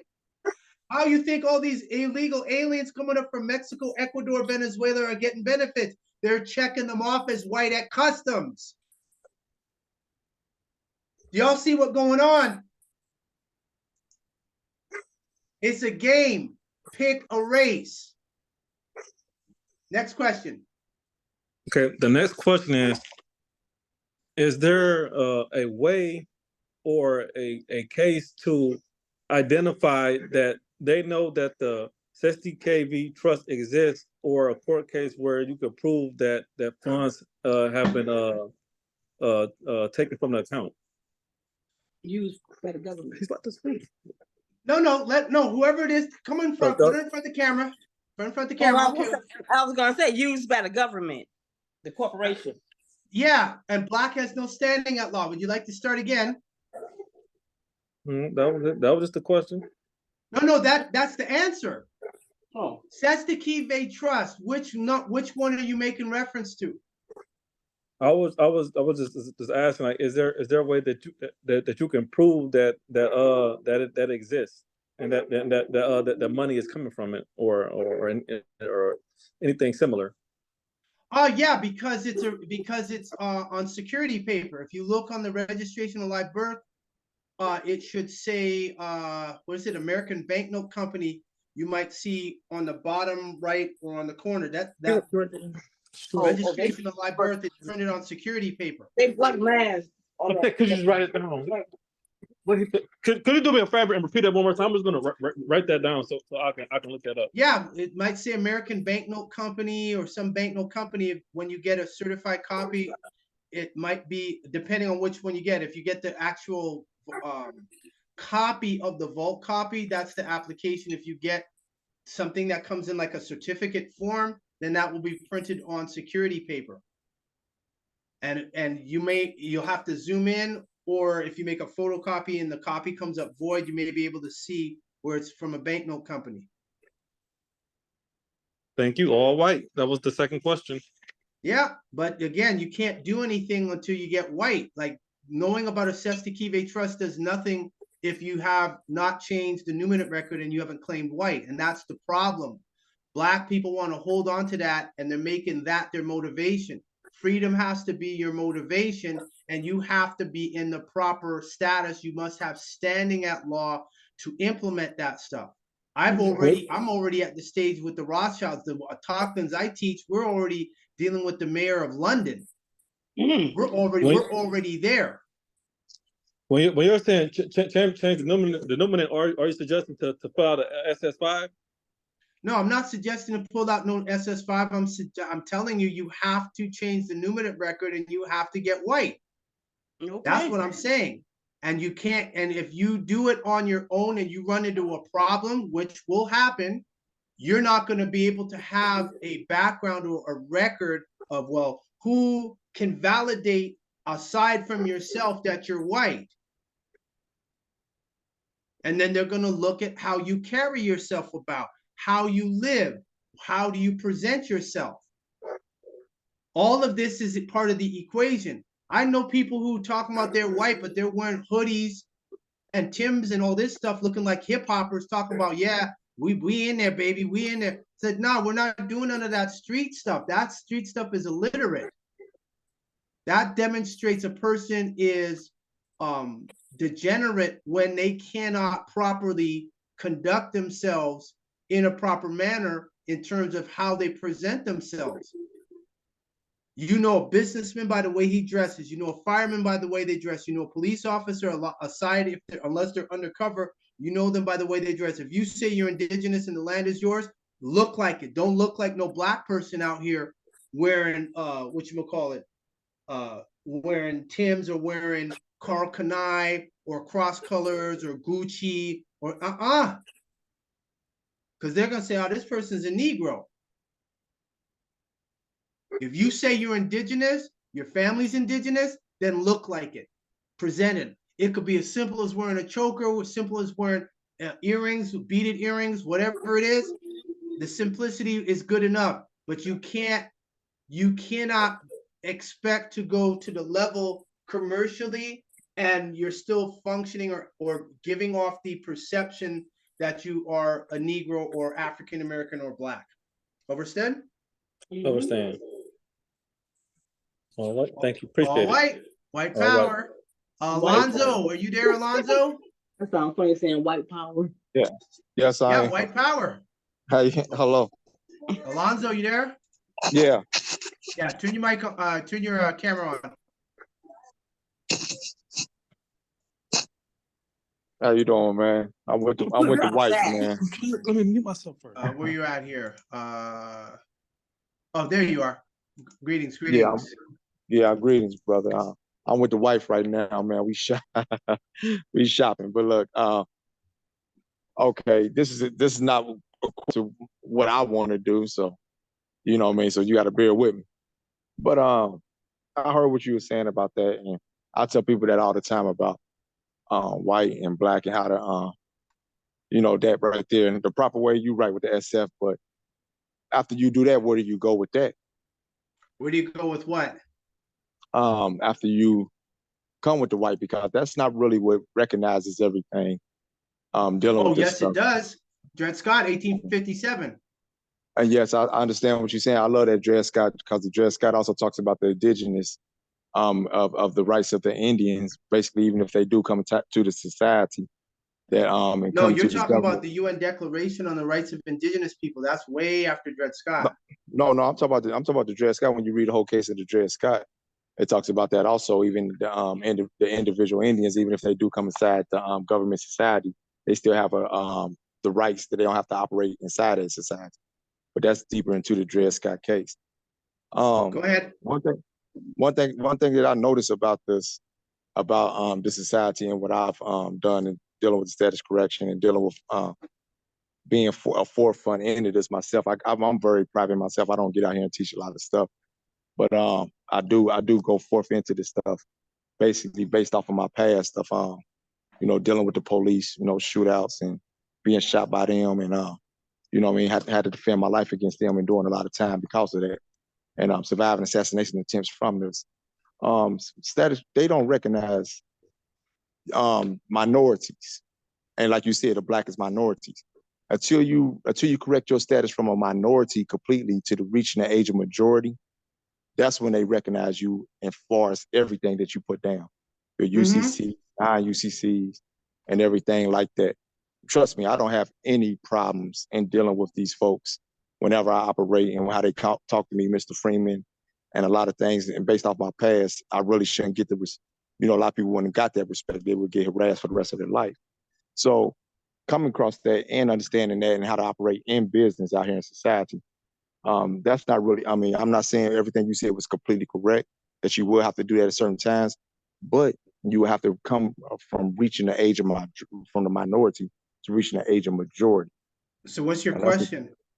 So the question is, what's the next, am I right? Is that the next step after that?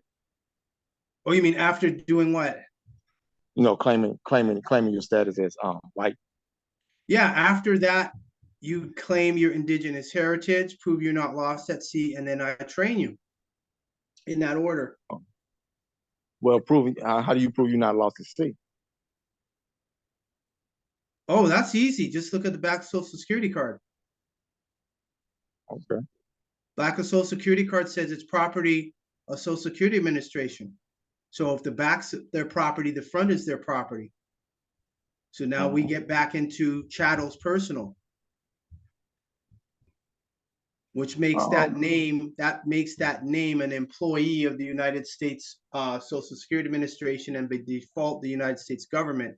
And since you might not notice, the US was dissolved on October 12th, 2021 in Scotland. So now everything that anyone who calls themselves a US citizen or an American, they're all under jurisdiction of Great Britain. That's the true. Crown, that's the Rothschilds. And so under the Cestui Trust Act of 1666, if there no statement is made within 7 years, once that trust has been established, that person is considered dead and lost at sea.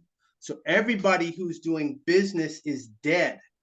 All the licenses, the certificates, the boards, all those type of things, they're on a flat piece of paper.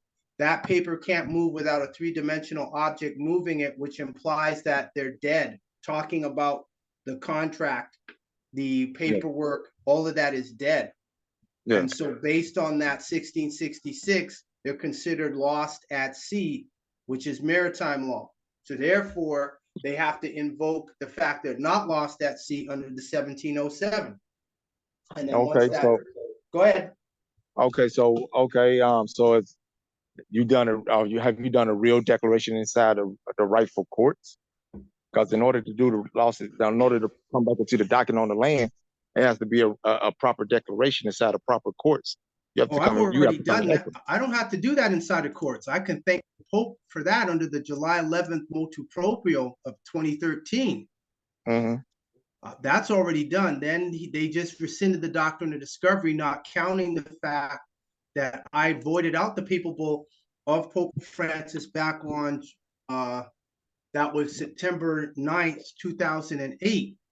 Furthermore, if you go to my YouTube channel, which I'm pulling up here on the screen, all the people who are talking about the land, or they mentioned Turtle Island, y'all supposed to be putting Turtle Island. Oh, so now you're going to slow down now, huh? Now when I'm making a point, not you, I'm talking to the computer. I understand. I'm trying to get to YouTube. Now it's slowing up. Always when I'm making a point. So when you go to my YouTube channel here and you click on the videos, I'm just going to pick any video. It doesn't matter. Once I click on the video, what's supposed to happen is, okay, interview, view. And when we go here, we see the videos. Then right here, it says Turtle Island. Yes. Okay. So my point is to all the people who, when they say land, land is a very broad word. It's not specific. It's not detailed. I have Turtle Island on all my videos. So all the people who talk about getting free, and I look on their videos like Tiffany and the Draconis Rex, these guys they don't put Turtle Island as where was the location of the video done. I put Turtle Island. So that proves I'm on the land because YouTube is owned by Alphabet, very aware because they have lawyers. So they know I've proven that I recorded this on the land. That's why my videos say Turtle Island. And then furthermore, if we go back here and we do a search, royal ascent. I have royal ascent from Elizabeth II. Let me see here. I'm just doing a search just to save time here.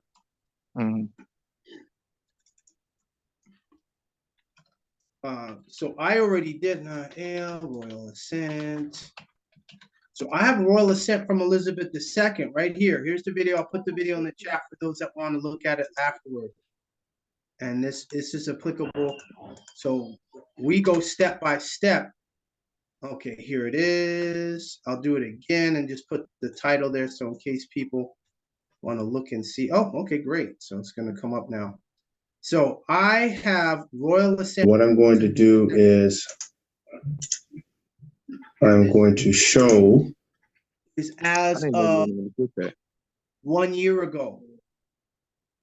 So Chief Nanya Shaayuaat registered copyright trademark and the At-sik-hata Nation of Yamasee-Moors has royal assent from Elizabeth II and the Crown in accord with Article 61 of the Magna Carta and the Saamus Bay Trust Act of 1707, the canons on positive law. I have claimed the planet back from these celestials, Aldebarans, Pleiadians, Europans, and CUCC 9-609.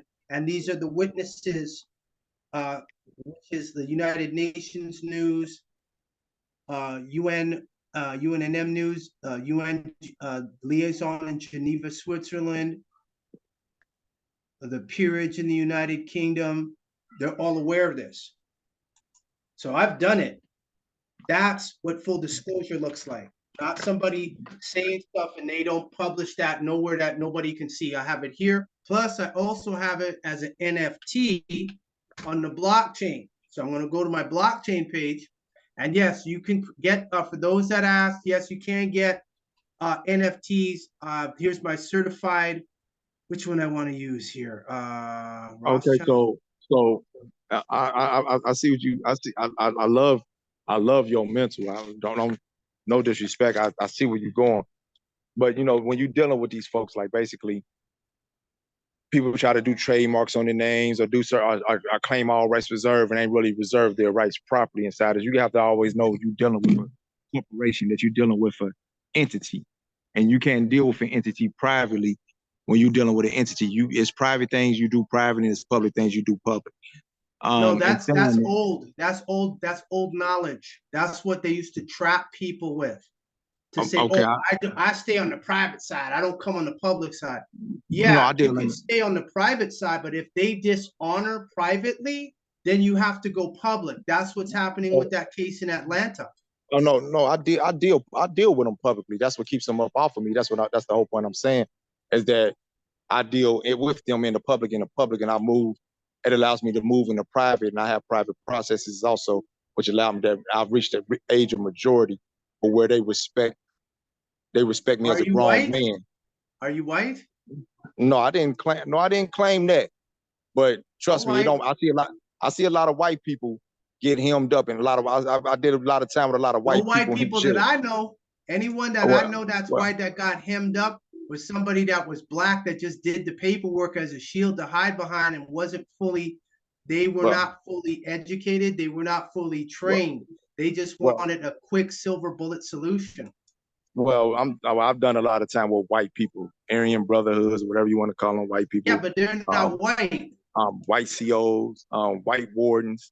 So, you know what I mean? But what I'm saying is that when you reach the age of majority, that's what keeps me out of prison, reaching the age of majority. That's what does that. You gotta get white though. Minority is a child. No, you don't have to claim white to reach the age of majority. Oh, yes, you do. Oh, Okay, yes, first, you do. Because well, you have to claim. Let's go back to Dred Scott. Scott did not even have the right to sue. This is what Justice Tawney said. And he also said, no descendant of Africans has any rights which a white man is bound to respect. And that has not been overturned. I read the Dred Scott, and it also, and that's correct. It did say that, but it also said that the indigenous Native Indians did, and that was the clause in that, dealing with that, because Dred Scott was in that. So we have to really go. He probably was, but he claimed he was told he was African. So every African American, the ones that I've run into, most times they'll say, "Oh, we were Cherokee, we were Choctaw, we were Chickasaw," but they don't claim that. For the purposes for the purposes of commerce, 1871, as you probably know, they brought in the DC Act that made the U.S. a corporation. So the United States is not operating underneath no organic constitution, it's operating underneath a corporation. That corporation is now underneath Great Britain, it's underneath the Crown, it's underneath the Rothschilds. So in order to gain any type of equality under the law, for lack of a better word, you have to have standing at law. And again, the best example I'm going to use is Barack. And Barack was the one who said it right here, that the word black has no standing at law. So I mean, Black Law, first edition and second edition clearly says that. I'm not arguing with you on that. And we're not accepted for value. Yes, and that's what I'm talking about. When you fully read Dred Scott, you'll see the part where they talk about the Indians. Now, the individual, when you talk about the U.S. corporation, yes, 28.3.002.15 states that.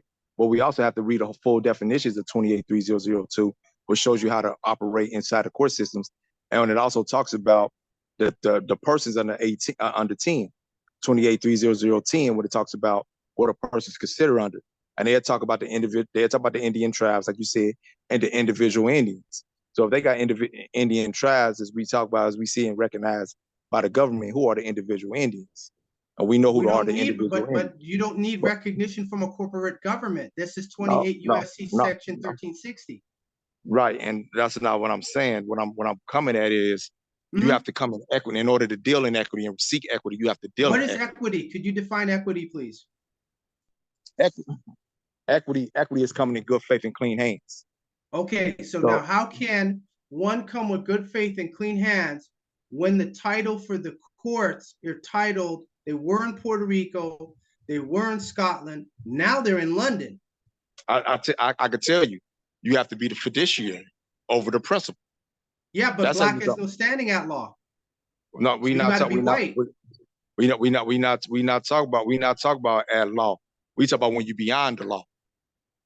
Could you define that, please? Once you correct yourself as not a minority anymore, but reaching the age of majority. And how do you do that? And how do you do that? You do that in the proper course of equity, the chancery courts. How do you do that when black has no standing at law? How does a black person do that?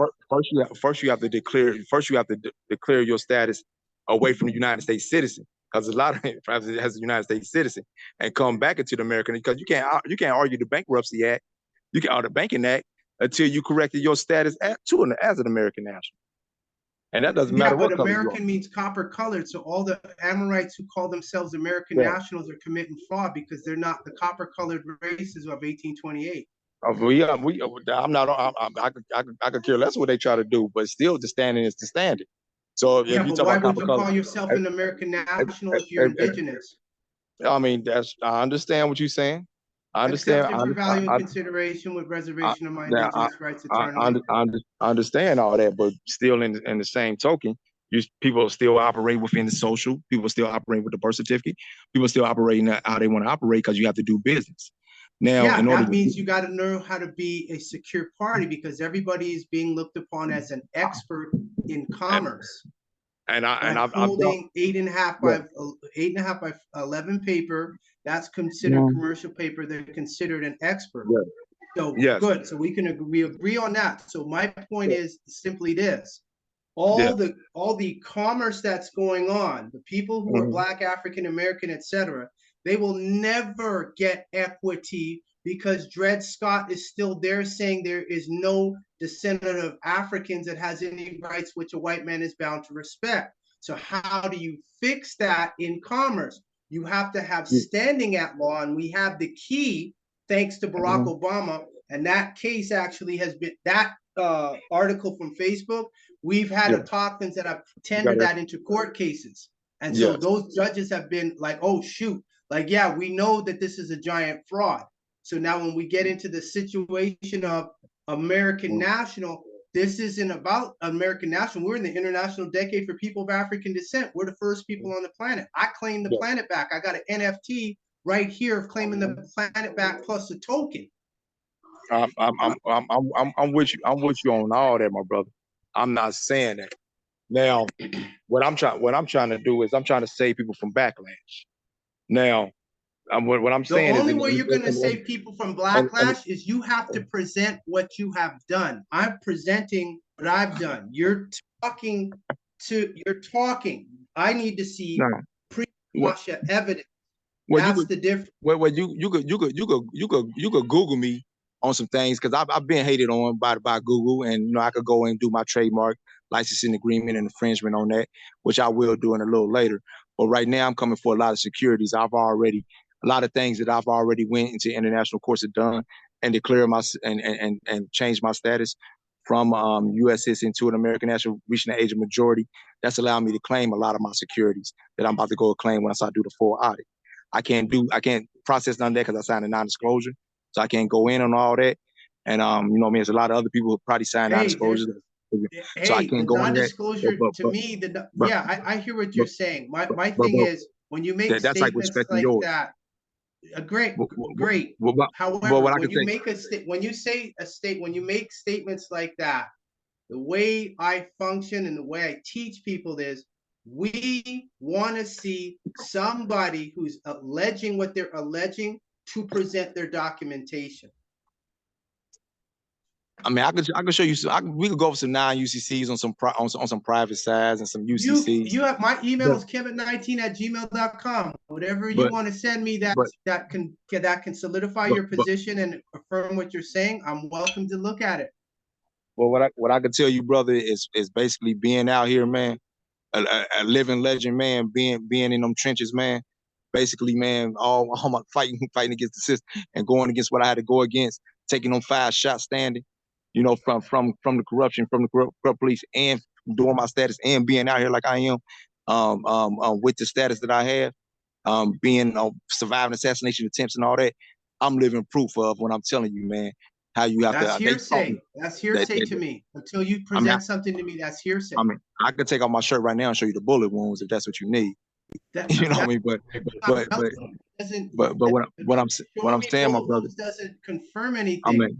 You're talking about commercially, I'm like, okay, fine. If you've done something, then you have my email. Email me your evidence. That's all I'm saying. You could Google Alonzo Freeman Jr. You could Google that, and you'll see some of the public stuff that I've done already. You see what I'm saying? That's gonna pop up right there. Not everything gonna pop up. Not none of my private processes. Not none of the extra stuff that I've done to actually keep me out here and operating as the age of majority that I do, as I am.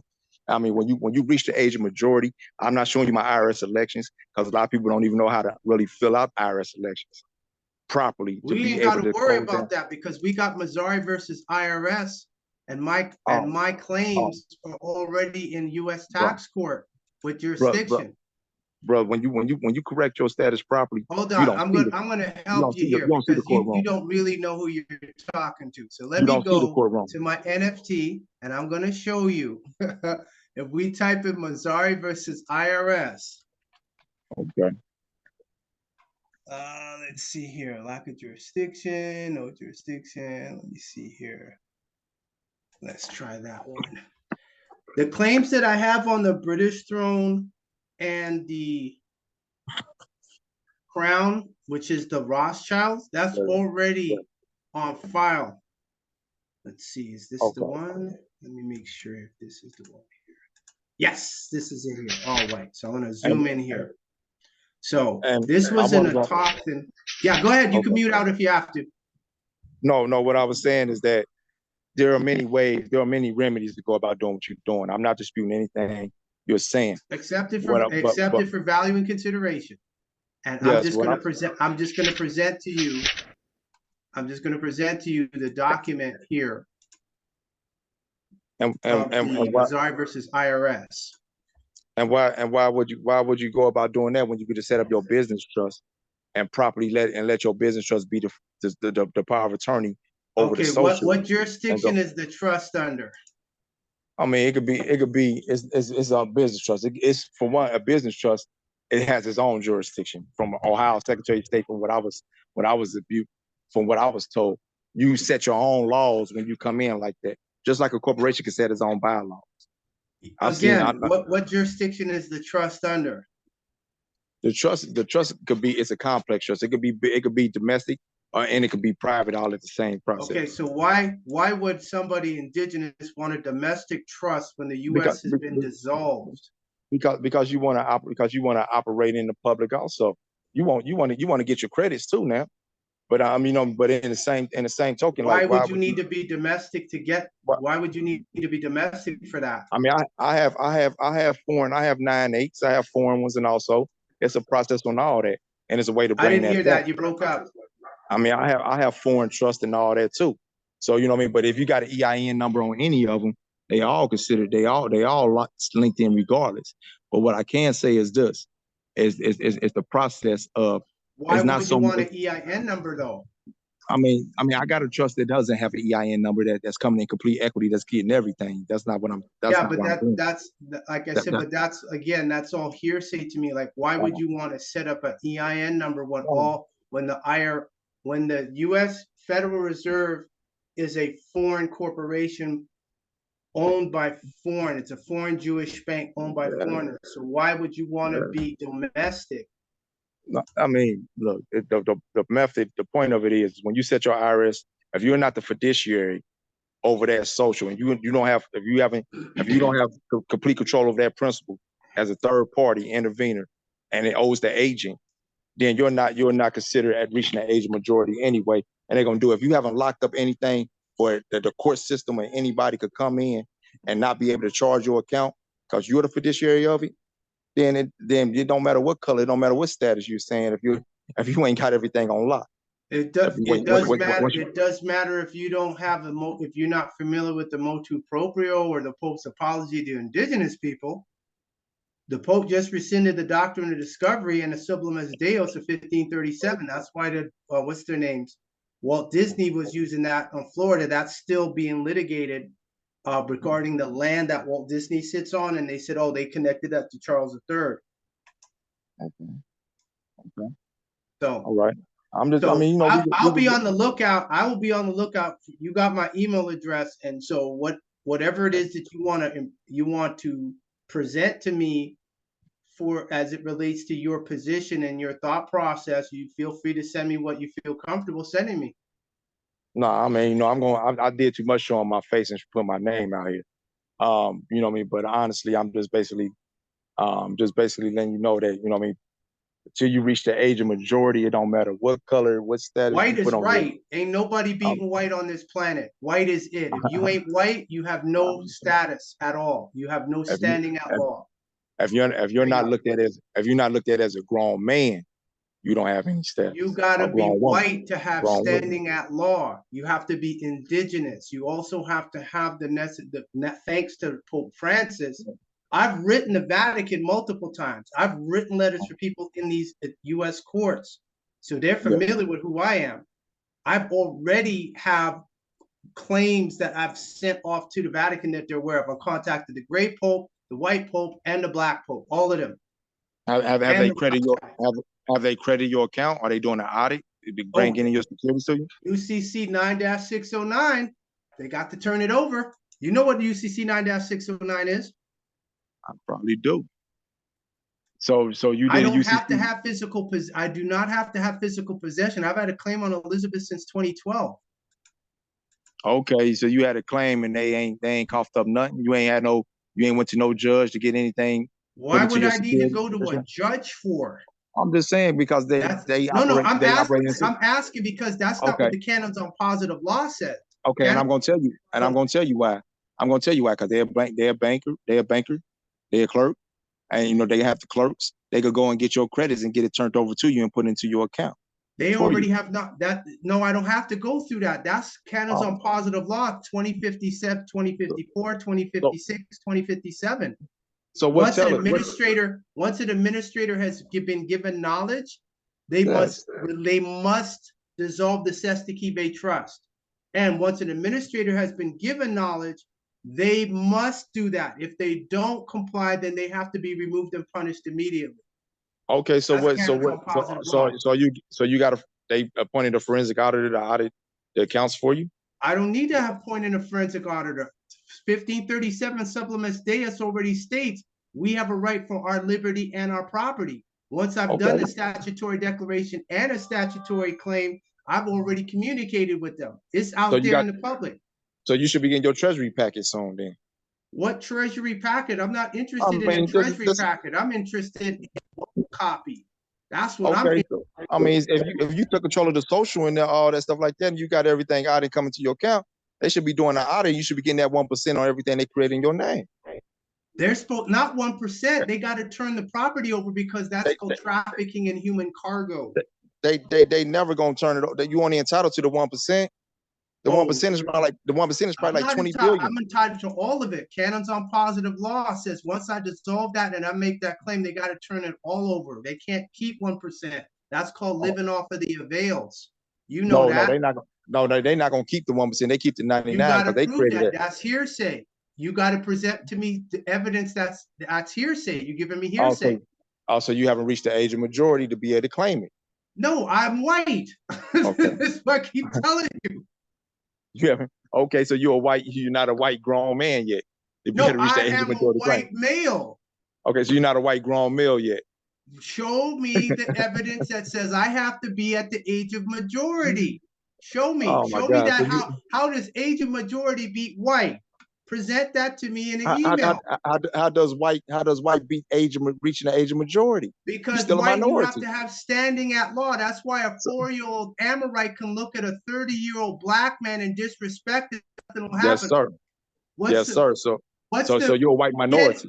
Hold on. The kid down in South Carolina who shot the church up, instead of taking him straight to jail, what did they do? They took the Amorite to Burger King and bought him a burger. That shows you the power of white. That kid was about, what, 15, 20 years old, whatever it was. And so I talk to a lot of black people that get that all the time. These Amorite children that are or kids, 8 to 15, 8 to 20 years old. You a big 40, 50-year-old man, and they have no respect for them because that's true.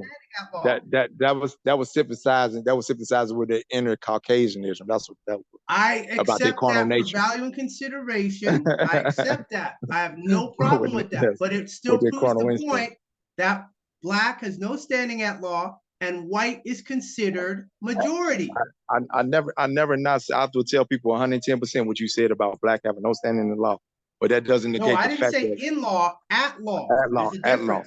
No, hold on, correction. You're right, but that doesn't still negate the fact that white minorities that still have no control over anything. You have to reach the age of majority. There's no such thing as a white minority.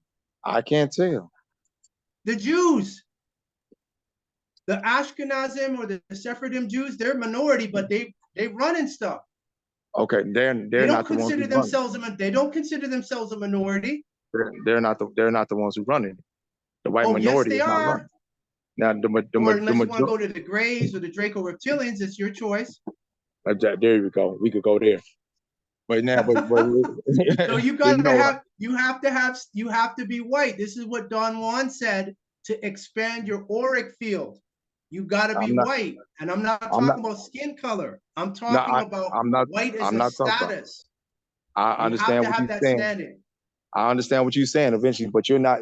But before you even claim any securities, anything whatsoever, you have to reach the age of majority, my brother. That's why I will accept what you're saying conditionally upon proof of evidence. You're giving me hearsay. Okay. Well, I'm giving you enough. Temt19@gmail.com. Send me what your proof to disprove what I'm saying. That's all.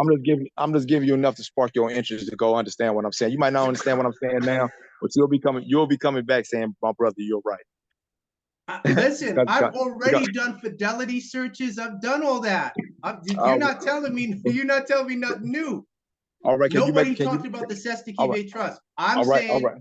I'll conditionally accept it. Kemet19@gmail.com. Can you Tender make me what you have so it moves it from the realm of hearsay to. Can you make a claim? Can you make a claim on your fidelity?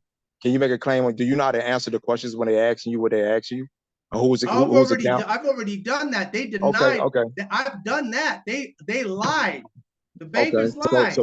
So you haven't reached the age of majority I'm for them to even white. consider. I'm Okay, so white. they played you as a white man. They played you because if you, what I'm trying to tell And you you don't is, think the banks was running a scam back in 2008 with the mortgage crisis with those MBS? yes. All See, white see, when, then. see, So why see, weren't see, when, see, why weren't the investors let, who got the MBS, why weren't mm, they notified?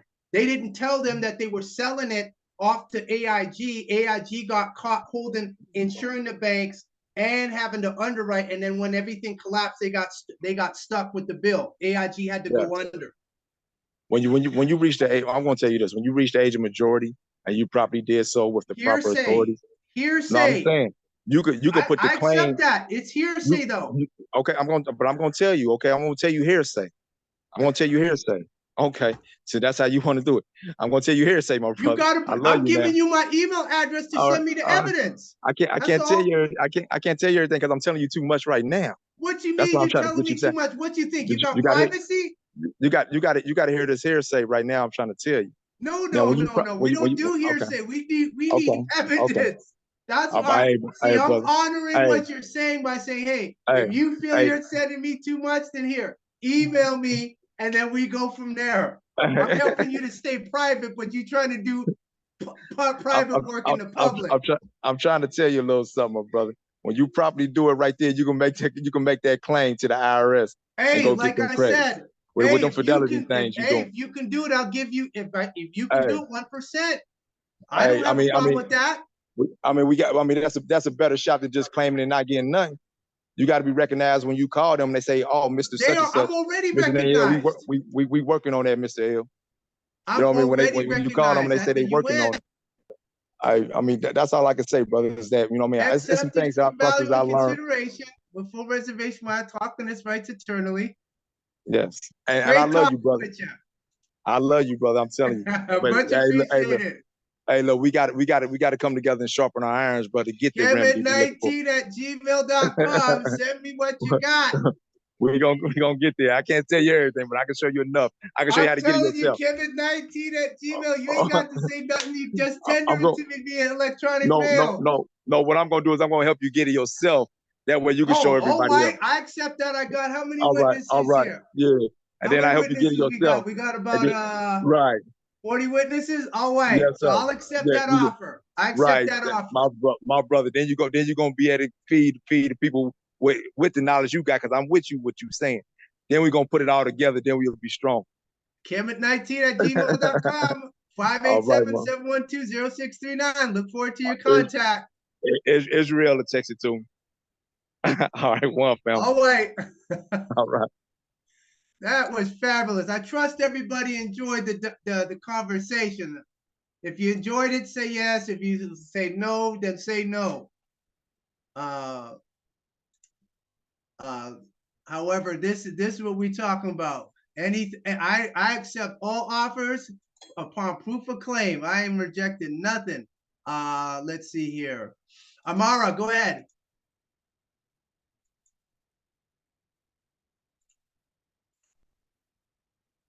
Yeah, turn your mic on.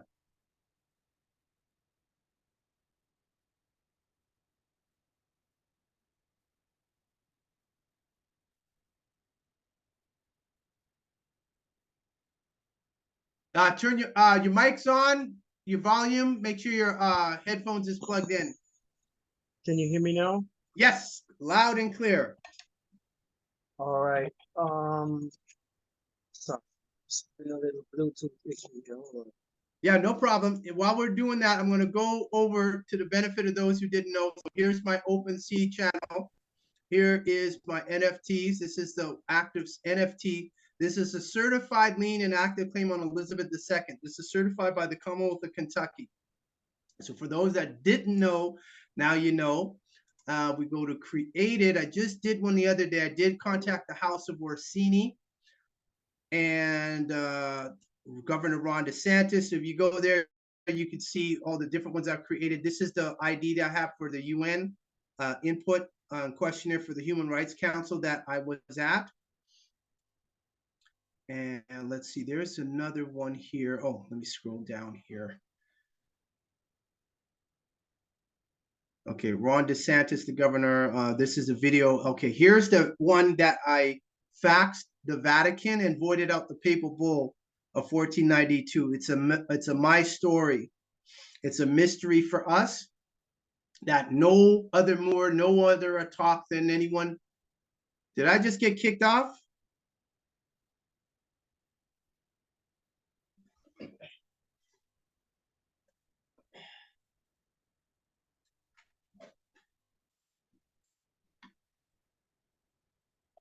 All right, so am I here?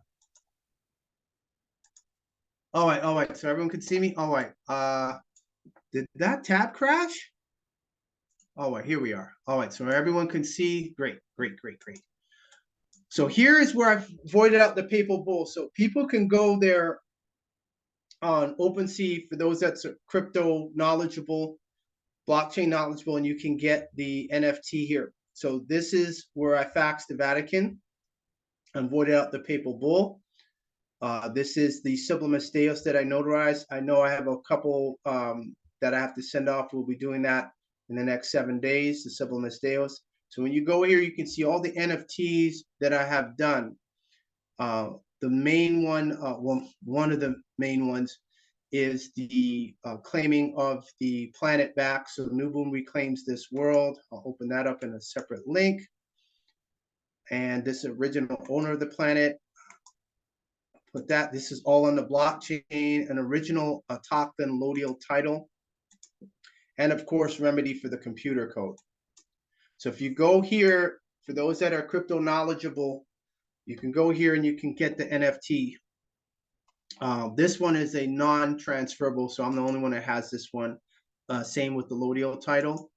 However, you can get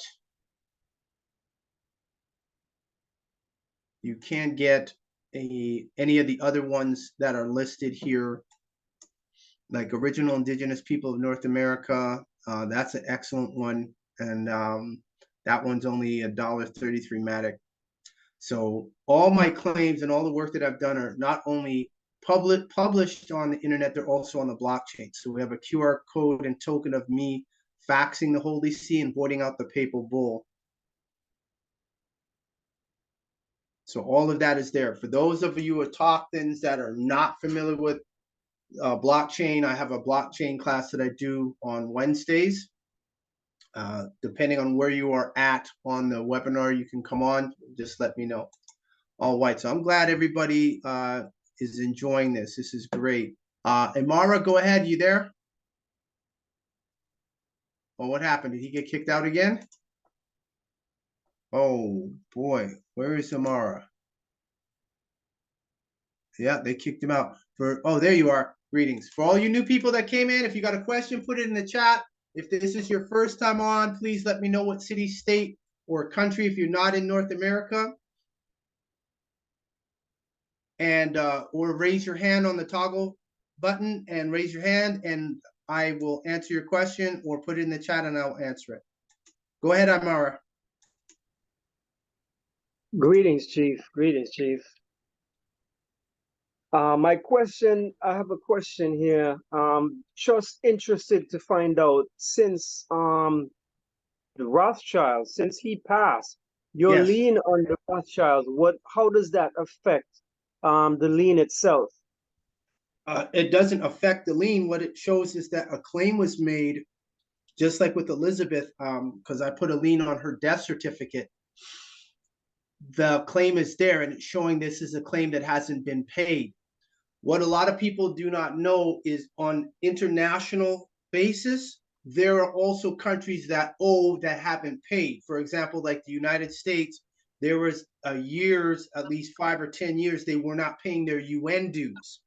So it got to the point where the other country said, nah, you can't say you're a leader in human rights and you're not paying your UN dues. So the UN, the United States had to do it. That's what, when we did the first UPR report on the United States of America back in 2010, then I did a second one for the one happening in 2020. I did one in 2019.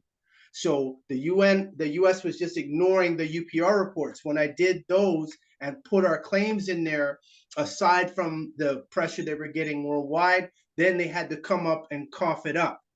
That's the thing with these Amorites, and hence the reason for the magic, because they have this inherent dishonor that is in them, that, when they win, they want you to, hey, you gotta comply. When you win, then they want to start, delaying and refusing to honor the same commercial process that all the other countries are honoring. So this happens. It's called extended debt, if you will. When people do accounting and bookkeeping, they have what's on the book debt and off book expenses or off book debt that they don't put on the ledger. However, with the advent of computers now, the claims are out there. Now with the blockchain, which the governments are on, and the banks have admitted they're doing the XRP ledger, and the price that they're doing it at is not the price that we're seeing, 61 cents or 51 cents. What's going to happen is that has to be bridged. So what they're doing on the XRP private ledger has to be brought onto the public ledger. And much appreciation to Coda for sending me the article about, it's been proven that the US government is the one that is suppressing the XRP price. You have a lot of young people who were in the XRP when it was less than a penny. Some of them kids got 1 million of those XRP. So imagine that hits 10,000 and they got 1 million. Man, they rich. Imagine they get 10 million and it goes to 100,000 an XRP. Those are the type of people that will crush what they have set up and structured as a banking clan and a banking brotherhood, that's going to be obliterated. That's the type of people that could come in and say, okay, yeah, we know about the injustice done to you black people. You know what? We're buying up this whole ghetto. We're buying it, and each one of you own your own unit. That's it. What's going to happen now? The people don't have to worry about having a roof over their head. They have a roof over their head. You get where I'm coming from? The people who in the banking brotherhood don't want that. They don't want that. They want to keep doing the rituals. They want to keep doing all the satanic ceremonies that they do to get to that point. You see what I'm saying? So there's a video on the internet by an Illuminati banker, and he talked about, he was so good that they brought him into the fold. So when they bring him into the fold, what do? They blackmail all of them. So the bankers, that's why, I can't say this, it's non-disclosure and things of that nature. The thing is, the governments of the planet have signed the BIS banking charter. So the BIS, which is the Bank of International Settlements in Switzerland, they're not subject to being arrested. The employees are not subject to being arrested if they break the law, if they violate banking code. And all the other countries on the planet have signed off on that. See, so when you start going to the top, it's easy to give theory about how things are supposed to be. However, when I see an old Amorite in Florida going to a mortgage, they're going to when they're going to go do foreclosure, and he goes to court, and he simply says, where's the note? To the bank attorney. Bank attorney don't have it. And so the judge says, okay, so you don't have the mortgage note to say that he owes? Okay, well, guess what? I rule until you produce the note, you can't evict him from this mansion, $2 million mansion. Guy ain't paying no mortgage anymore. Simply asked for the note. Got remedy. Then we saw another Amorite woman who's a nurse that showed how the banks are not registering the properties in the county to avoid paying the tax. And so when she informed the US federal government, they gave her a finder's fee of $25 million because they realized, oh, we're losing federal tax from the banks not filing the transactions in the county where the transactions with these real estate transactions are occurring. Wow. Are you serious? 25. You could go look that up. It's called Zamansky versus Zamansky in the US versus Bank of America. SYZKMANSKI. Then, when Barack was president, they did a mortgage. They did a mortgage modification. So to keep people in their homes, say, okay, instead of it being, let's say, 30 or 40 years, it'll have to go 50, 60, but your payments will be lower, which will allow you to stay in the homes. What happened? People were, once they got that package, people got it, filled it out, shipped it in because they don't want to lose their house. What happens? People ended up, there was a class action lawsuit against Bank of America. So they got the former people who were working there, and they said they were told by their supervisors. Their supervisors told them, take the packages for the loan modification and put it in the room across the hall. Then when people were calling saying, hey, we sent you the loan modification, they were given bonuses to tell people we didn't get your modification package. We didn't get the package, but the packages are sitting across the hall in another room.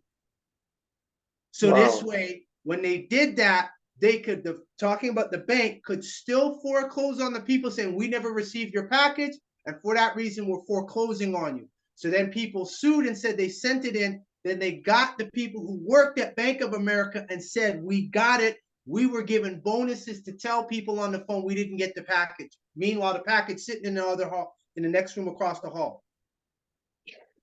Do you understand the level of corruption and the level of evil involved in that? Yes. So you are being told by the president, do this to modify the loan so you could stay in your home, lower the payments. It'll take you longer. Who cares? I want to be in the house. But then the bank turns around and says, we never got it. Lying. Telling the people who work there to lie. And then when the people were called in to testify, yeah, it was there. We were given bonuses. They told us to do this. So what happens? Did Bank of America anyone get locked up? No. What did they do? Pay a fine? If that? That was it? Fine covers everything, right? JP, what was the other bank? What's their names? JP Morgan? JP No, Wells Morgan. Fargo. Wells Fargo was creating accounts in their customers' names without telling them. This is what I'm saying. It's real easy to say it's supposed to be A, B, C, D, easy. No, that's not how it works. This is why we bring the magic into play. That's why we do the rituals. That's why we do the drumming ritual on the 28th. This is why I'm telling you, when I found out this is a banker being told to sacrifice a boy, and he's all mesmerized by all the naked women walking around at the banking conference, and he's being told, they call him into a room and say, okay, we want you to do something to this child. He's like, what? What the hell does this have to do with banking? And he was like, no. After that, he went downhill in terms of comply because he realized that was about, plus he said, hey, he was molested when he was a child. So when you see that type of stuff going on, like the guy, Nick Leeson, the trader, I think he was in Indonesia, and he kept losing money. He's the one that caused the oldest Bank of England, I think it was the Bank of England. He caused the oldest bank to go under because he kept gambling. And at first he was able to gamble and make up the losses, but then afterward he kept doing it. Then he was making up excuses for, you guys need to wire me some more money. You need to wire me some more money. And he said what shocked him was they kept wiring him the money. So he kept gambling, trying to make it back, but he couldn't. It got to the point where he couldn't do it. So when you see that, that is another external variable that is happening. That is not what you would call human. Something else is going on, how this is allowed to get to this point. When people, they say, tell the truth. Then when the person tells the truth, what happens? They get thrown in jail. The person who's doing the crime gets, oh, we're going to give you a promotion. We're going to give you a $100,000 expense account. Now you can travel, you can do this. That's the reward that those people get for that. So now, go ahead. I said they're on the corruption team, so they have to look out for each other. So this is what you're dealing with. So when you hear you're battling principalities of darkness and spiritual wickedness in high places, your spirituality has to be first and foremost. Freedom has to be your motivation first and foremost. It's spirituality, then your freedom, right? They're connected and synonymous. And then we will look at, okay, finances. Because most people who say they want finances, they don't follow the laws of finance. How many people here pay themselves 10%? Put in the chat. You could just say yes or no. No. Whoa, I ain't seen nobody put nothing up in here. Okay, so no, Antares too. I know you do. Saw, yes. Anu, Dakota, Kuyani, yeah. Yeah. All right, so far, I think we got what, 33 here? Trying to see the numbers here on the yeah, they moved this thing around here. Let's go chat. Okay, 31. Okay, so I trust we didn't lose too many people. So 31. Adapa still trying, Tiffany no, Kuyani yay, Awabana no, Hathapoya no, Moon no.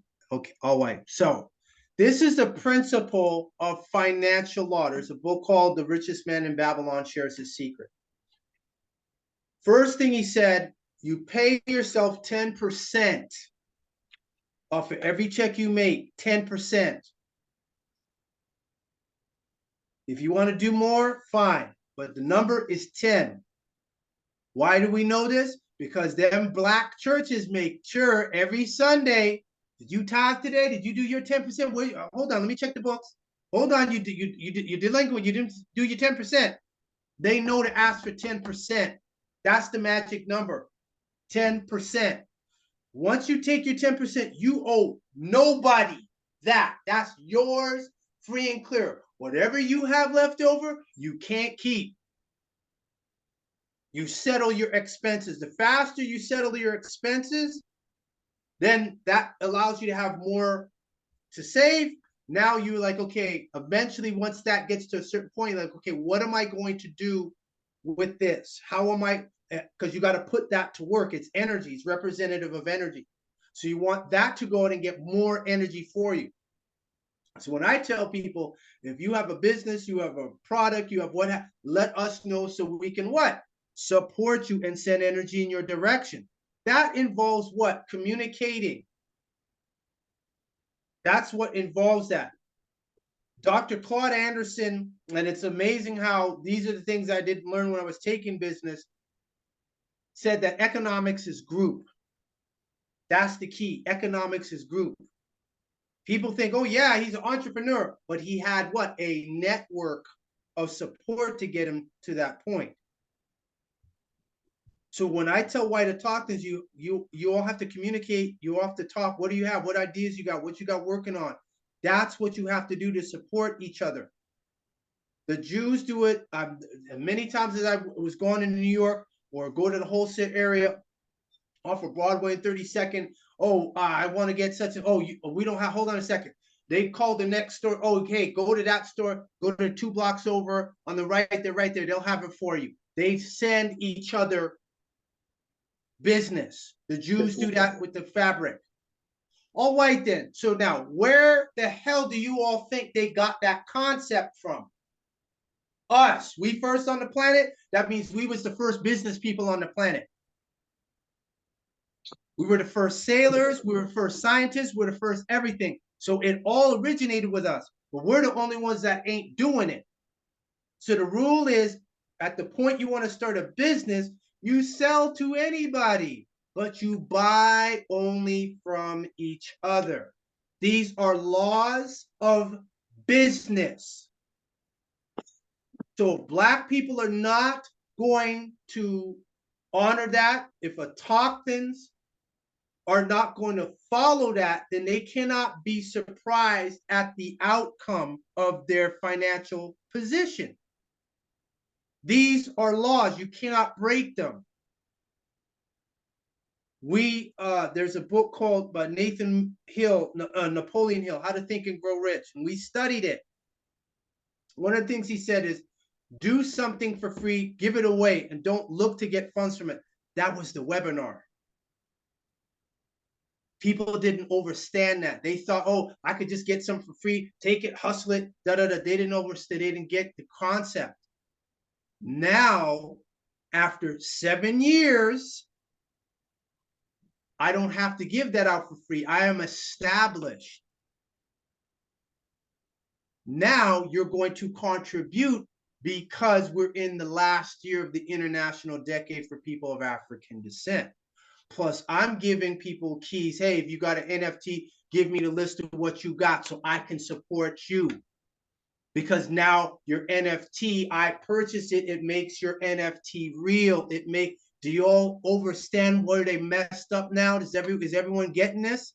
When they went blockchain, now what you create as an autochthon, once another autochthon, doesn't have to necessarily be me, but once someone else gets it, it validates your creation's existence. And it reaffirms the fact you are white. This is the reason why it's interesting how Elon Musk now is suing OpenAI the day after I tagged Elon Musk on X.com and said, you're not serious about this. Either you want freedom from pale supremacy or you want freedom from digital supremacy. Now with the lawsuit against OpenAI saying they violated their mandate and are putting profits over humanity, I said, oh, so therefore you want pale supremacy. Okay, so pale supremacy it is. So these Amorites are not trying to assist you all in freedom, because the first thing they're going to have to say is what? I know you're actually the white people and we're the Black people and we stole everything and Black has no standing at law, which means they got to give everything back. So they're going to fight tooth and nail to protect what? The banking system. The banking system, as we know, is being channeled with the aid of disagreeable spirit entities. So you not fighting for no freedom and you not honoring the reality that you have to do Heka, magic. You're not getting away from that. So if you don't understand the simple principle of paying yourself, which requires you to be what? On a budget. You got to watch your expenses. They talking about starving people. They talking about, oh, the shipping. They're burning chicken producing places in the States. They just laser shot someplace in Texas, and we know what that was about because Texas is fighting the U.S. on the immigration. So they say, okay, we're going to laser you guys up down in Texas now. So all the people who want their Krispy Kreme donuts and their Starbucks, I got my Coco Maca Loco, you're not going to get that. What happens when hey, we can't sell it anymore? They already say they're selling human meat in the UK already. Yep. So Soylent Green was not it was an eerie movie. Some of those 60s and the movies from the 50s that are black and white to the 70s, I find some of them more scary than the movies today. And I think it's just that, it's just the lack of the light just makes it more, it just impresses upon the mind. That's my take on that. Right, Chief. And they also with the restaurant, the Disney open that restaurant that also sells the human meat. Yes, I saw that one. Yes. So when you start people doing like this and they're twitching, that's because they're eating too much meat. They're eating human meat rather. Right, right, Chief. All right, Chief. My next question is, it basically ties into what you're talking about with the banking system. I've seen glimpsed a few shorts of Santos. Was it Bonassi? What's your take on him? But he speaks a lot about the banking system and the straw man. Where is his documentation? Does everybody, do you see? I don't care what anybody says. Show me your evidence. It's called UCC 1-202. It's knowledge. So where is the prima facie evidence that's good on its face of what someone is saying? And this is where people say, well, this person's saying that, that person's saying that. And I simply say, okay, did you see their documents? No. Have they shown you that they have done what they're alleging? No, then it's hearsay. And if they cannot, will not, won't produce the evidence, then it's hearsay. That means they're not really accomplishing anything. Because anybody will tell you that it's called the federal rules of evidence. You got to state a claim upon which relief can be granted. Then you have what's called international evidence. So therefore, if you're international, then you're publishing, you have to notify somebody in another country or another quote unquote jurisdiction. And this is why I pulled up the Mazzari versus IRS, because my claims are in that case that's filed with the US Tax Court. So the US Tax Court knows I claim the British throne. The US Tax Court knows that I have a claim on the crown. They know this. That is the era of what we're doing now. We do not want belief. Belief is ignorance. If it's just like, okay, if somebody, people make it a point to say allegation, they know that. Allegedly. They got to say allegedly. Why they got to say allegedly? Because they can't prove what they're saying. So they say allegedly to avoid getting hit with defamation or libel. I say, here's the evidence. Black has no standing at law. That wipes out every contract that every Black person does. It gives the adjudicator, regardless of what their race is, the ability to do what? Void out that Black person's contract, disregard it, ignore it, etc. How do you stop that from happening? You get white. There is no other alternative. You can't be a fiduciary, you can't be a trustee, you can't be none of that unless you're what? White, because you have what? Standing at law. That's why an 8-year-old Amorite could look at you and have no respect for you, and you 3, 4, 10 times older than him, but he don't have no respect because they're already groomed to understand. You're descendants of slaves. Don't gotta listen to you, not really that important. So now, how do you shock a child like that into reality? I'm white, you the Black. No, I'm white. No, you're pale at best. That's what you are. You do know that Europe is named after an Ethiopian princess, don't you? What? Go ahead, look it up. Who do you think Zeus carried on his back to Greece? It was Europa. He turned himself into a white bull and convinced her to hop on his back, and this is the myth, and swam to Greece with Europa in Ethiopia. Nobody disputes Europa is the Ethiopian word. Nobody. So that he can't be that. Then we go into Cheddar Man. And then the Cheddar Man, everybody, I'm gonna put that one up on the screen so everybody can see Cheddar Man.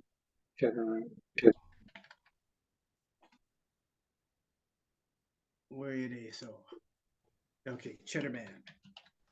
So when Cheddar Man came out, first modern Britain had dark to black skin. So this is kind of a trick word because dark is absence of light. So what do you mean dark to black? So are they confessing that they lightened up? See that? You there? Yeah, I'm still here. You see it? Yes. Yes, Chief. All right. First modern Britons had dark to black skin. Chitterman DNA analysis reveals. Now, the Windsor family, whose crest I claim, the Windsor, the Haps, the Batten, the Berg, the Plymouth, etc., et al., they are saying they're royal. Now, this guy who reconstructed the bones that they found in Gobb's cave, this story was back in 2018, February 7th. The first modern Briton who lived about 10,000 years ago. So 10,000 years ago, Britain did not even exist. So that's a lie right there off the start. Had dark to black skin. A groundbreaking DNA analysis of Britain's oldest complete skeleton has revealed. The fossil known as Cheddar Man was unearthed more than a century ago. So they had this over 100 years before they reconstructed it. Intense speculation is built up around Cheddar Man's origins and appearance because he lived shortly after the first settlers crossed from continental Europe to Britain at the end of the last ice age. So that meant Europe must have been what? Temperature must have been warmer than Caucasians in the Caucasus Mountains, correct? Correct. People of white British, people of white British ancestry, so alive today, are descendants of this population. So they're confessing that they are mutations of the original Twa people who were in Ireland, who they call the leprechauns. You see that? Yes. Yes, Chief. Truth's coming out now. So when they talk about contracts, trust, trustees, fiduciary, these Amorites, based on their anthropology, do not have the right to conduct commerce. Did everybody hear what I just said? If you did, please put yes in the chat.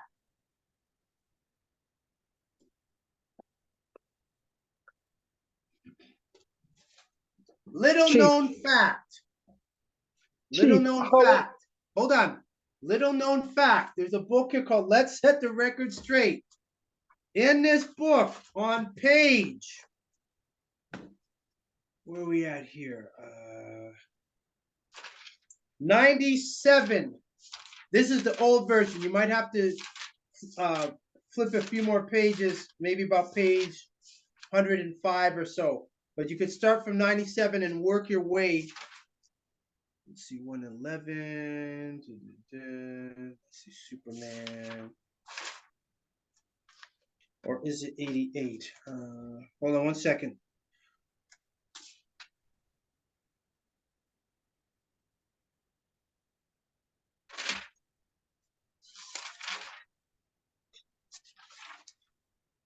There we go. So go ahead. What were you going to say? Yeah, how is it that the Amorites are not really supposed to be conducting commercial, doing anything commercial, but they created the whole commercial system in the first place?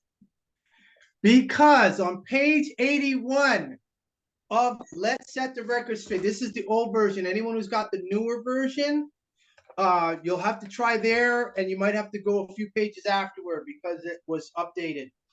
If you go to page 81, the question says, so what are the sacred orders? Answer, these sacred orders, namely ancient Arabic order of noble mystic shrine from Arabia, which came from Morocco. And note, quick note, Morocco was the only country that recognized the United States. That's what caused that 1787 Treaty of Marrakesh, or pardon me, 1786 Treaty of Marrakesh, which came from Morocco, were mystical orders. So that's the ancient Arabic order of noble mystic shrine, were mystical orders that came from the Moors, our ancestors, and Caucasians were initiated into to be classified as civilized for trade and communication. Let me speak that again. The sacred orders, namely the ancient Arabic order of noble mystic shrine from Arabia, which came from Morocco, were mystical orders that came from the Moors.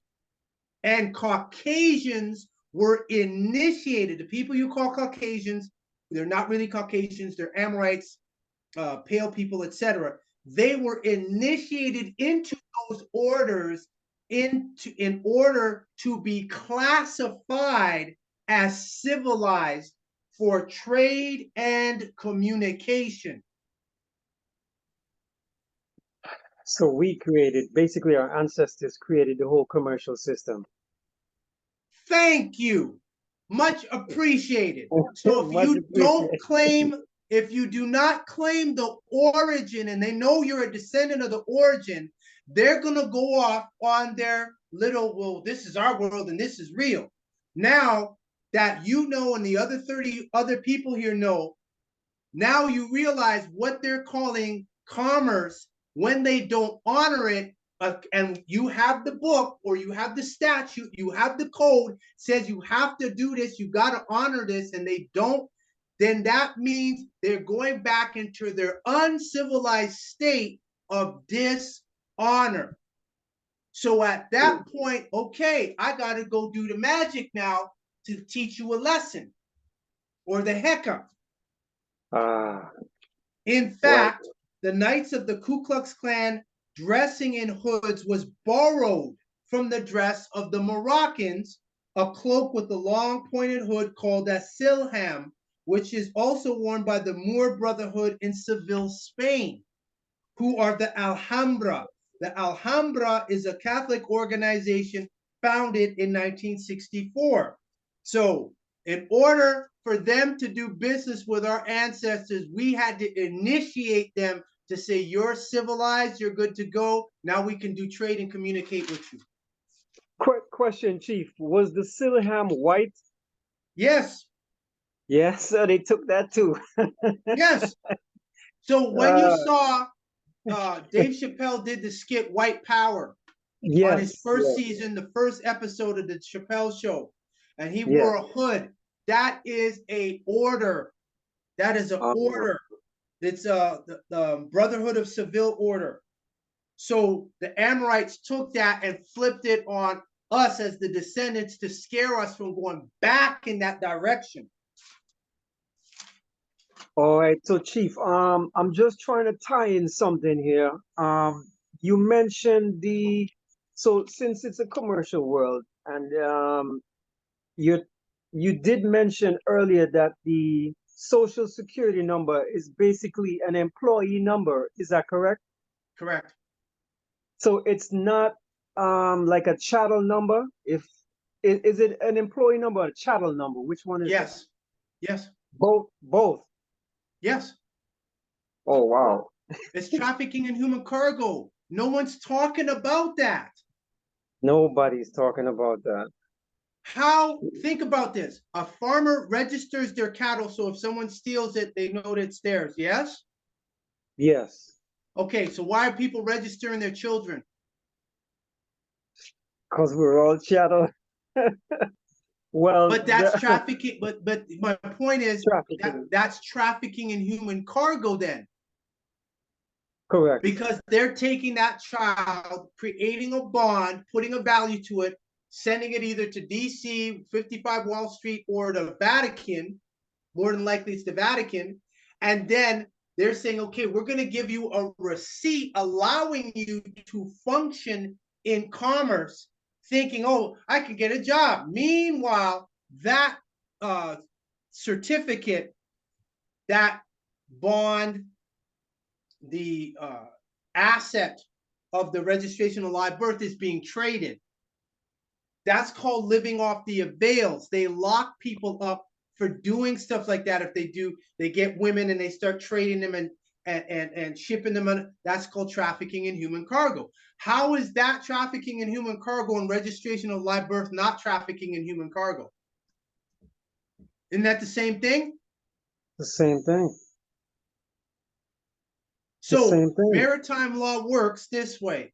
If you don't say anything, then that's it. You've accepted it. It's legal. If you contest it, now the other party who knows you've contested must say something.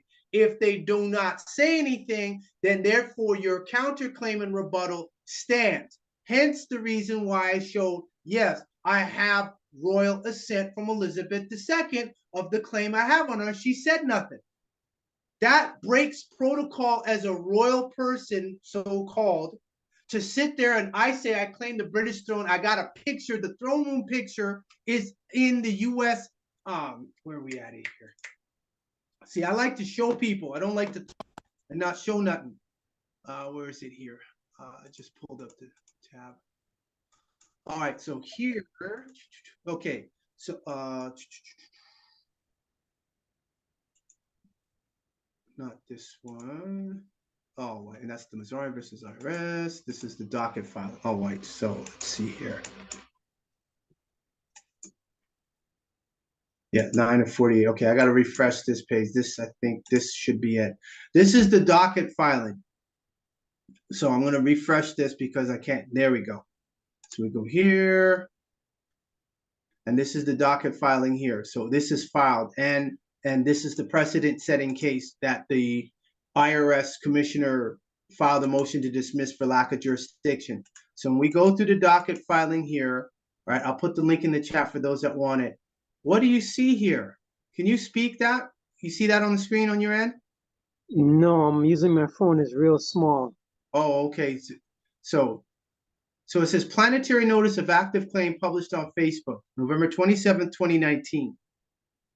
Elizabeth II has abdicated her throne by not wearing the crown. Chief Nanya Shaayuaat, registered copyright trademark, has claimed the British throne and is a Tocton chief plenipotentiary, Magister-in-Right of the United Kingdom and the Commonwealth and Earth. Docket number 6. Right here, then when we go back to the beginning, you can see the whole list of everything that was filed. Hold on a second. There we go.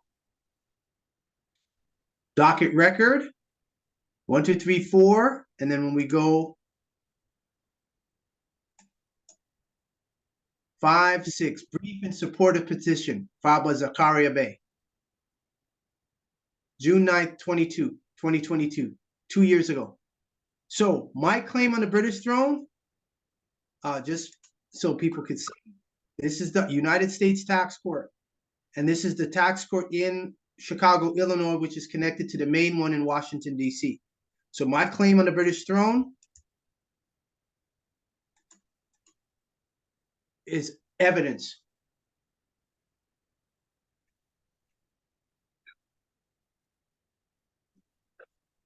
That's fact.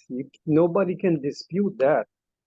Much appreciated. So now, when I contact the House of Orsini, the Jesuit Pope, and all of them, because they're all talking about the Nibiru, the Anunnaki, and all of that. They know about that.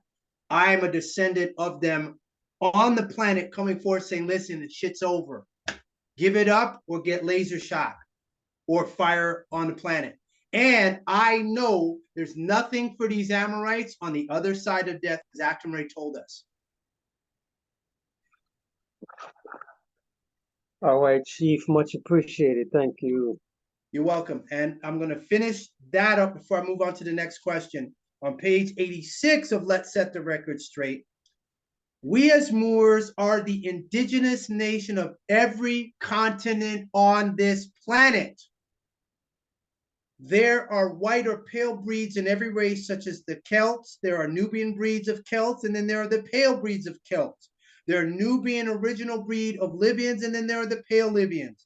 There are the Nubian original dark-skinned Moroccans, then there are the pale Moroccans. There are the original dark-skinned Egyptian, then there are the pale Egyptians. There are the original dark-skinned Algerian, then there are the pale Algerians. By Nubian, I mean Nubian or Moor. The Caucasian race, so-called, we call them Amorite, leper, mutant race, Neanderthal race, that's we're syntaxing that now, or the pale race impregnates his seed everywhere he can. He doesn't know his origin or where he came from.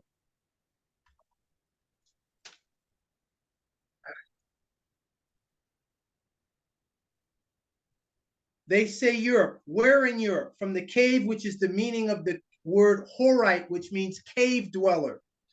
They were created in the caves, which I will explain later. The word Europe comes from the goddess Europa. So where is the origin? If you trace Europe back past a certain point in time, it didn't even exist. So when we look at Cheddar Man, they're saying, oh, the modern Britain is descended from the Cheddar Man 10,000. No, that wasn't the modern Britain 10,000 years ago, because Britain wasn't even in existence 10,000 years ago. See the game? See it again.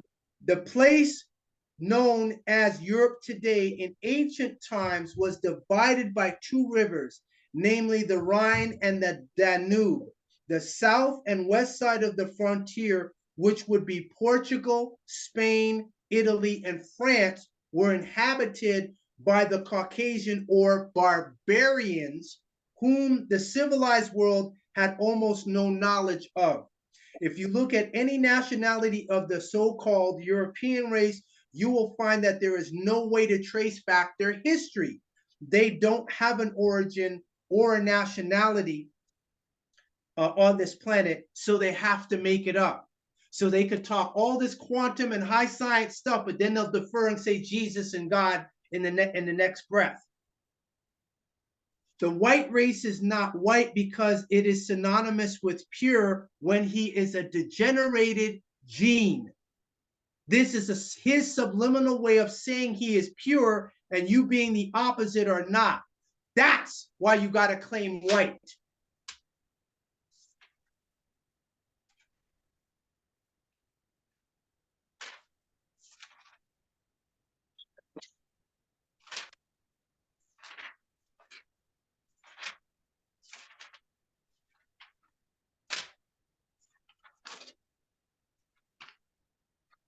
And they admit they are celestials.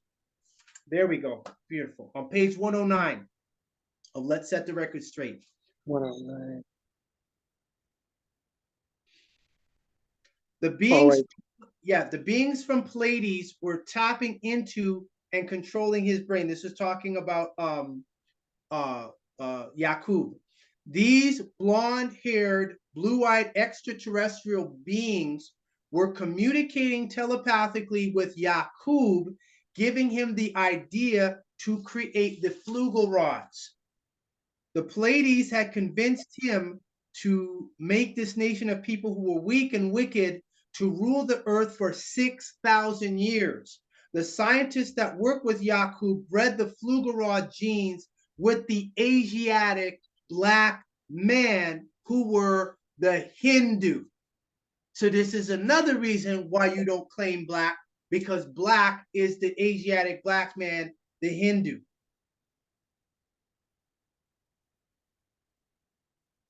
The Bible took, this is page 110 at the bottom. The Bible took their story from the Egyptians, going on to page 111. The Bible took their story from the Egyptian mysteries.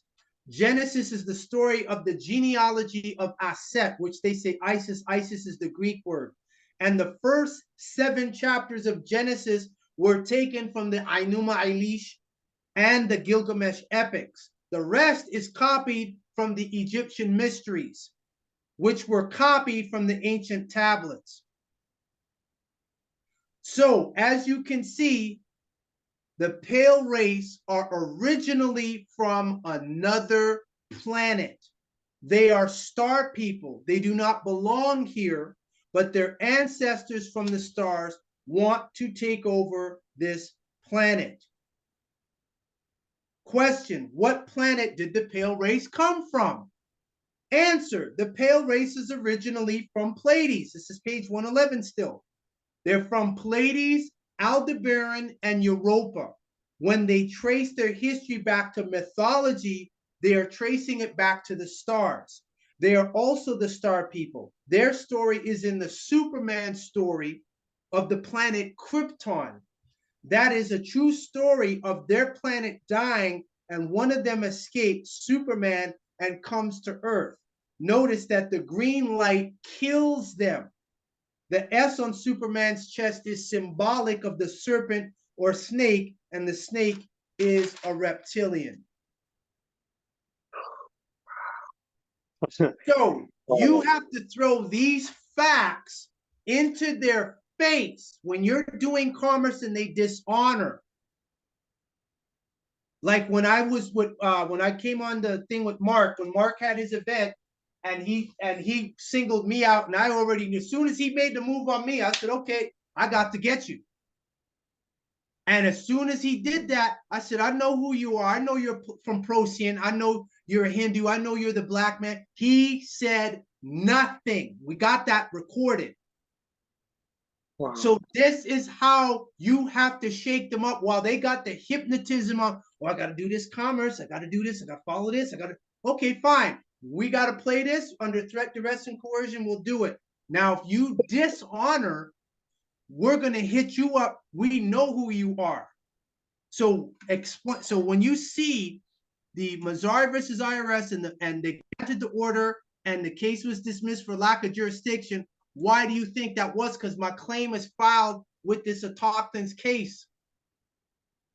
And they knew if they had her come in, she's going to call me. Can you put that link in the video for me, please? The link in the chat. Yes, I'll put the link in the chat right now.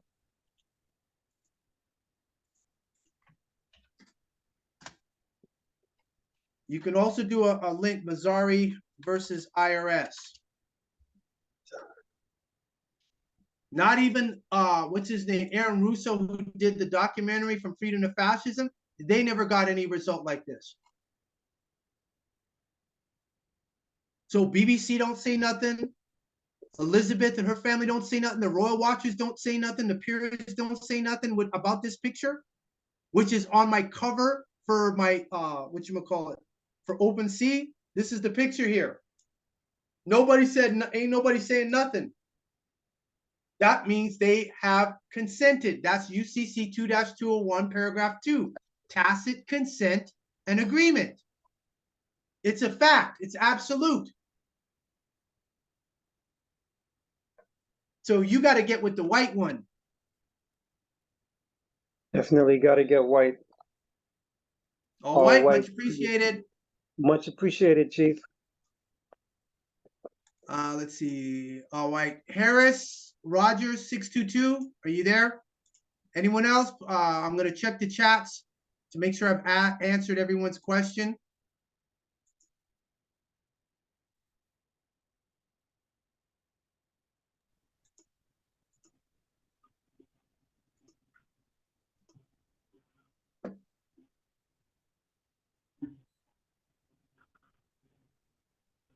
Yes, Chief. Greetings. Greetings, Chief. Two questions. One, am I still allowed on the webinar? You tell me. We ain't heard back from you. I called a meeting with everyone from Friday a couple months ago, and you never responded. And I didn't hear back from you, so I don't know what's going on. You tell me what you want to do.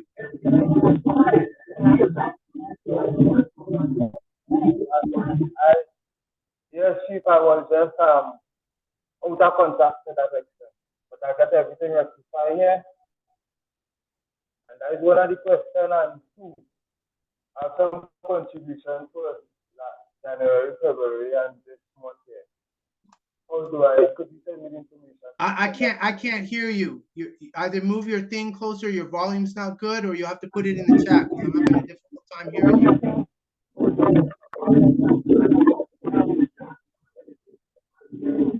Okay. You hear me properly now? Yes, that's great.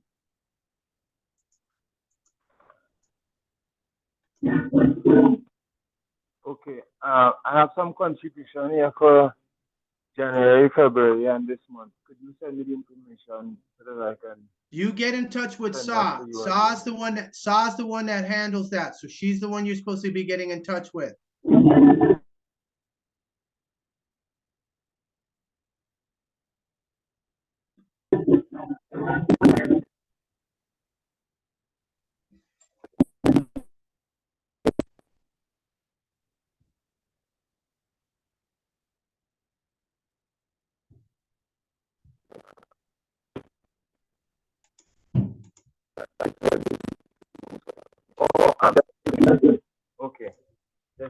saying something, I think it's the gentleman, and you say, what do you result?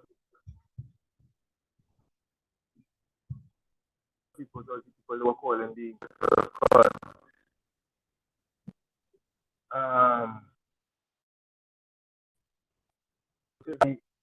the movie or who you want back is what belongs to him.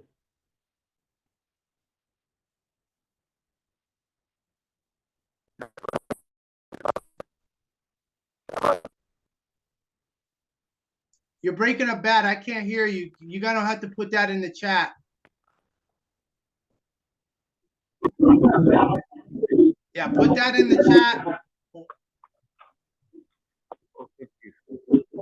Yeah, because I can't, I'm having a hard time hearing you. All right.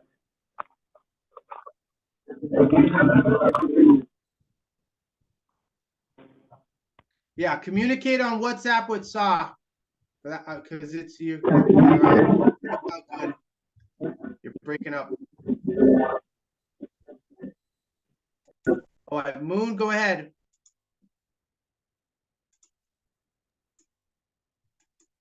Yes, Chief. I just wanted to say much appreciated to your book, The Autochthonous/Indigenous Standing Over. Boy, if you don't sit down and stand back up, when I tell you for layman terms, for all the people that's not in the speaking terms of Chief, get that book, get that, and that would show you more light. If there's any way that you're not overstanding a lot of the stuff that he's saying, that will break it down for you in layman's term, I should say. That was awesome. I like that. And the pictures, the portraits, and how everything that you put under what it's for, what it is, much appreciated. And I want the next one. So she only sent me one. I know you said it was two. She only sent me one. I want the other one. We'll get the other one. We'll get the other one.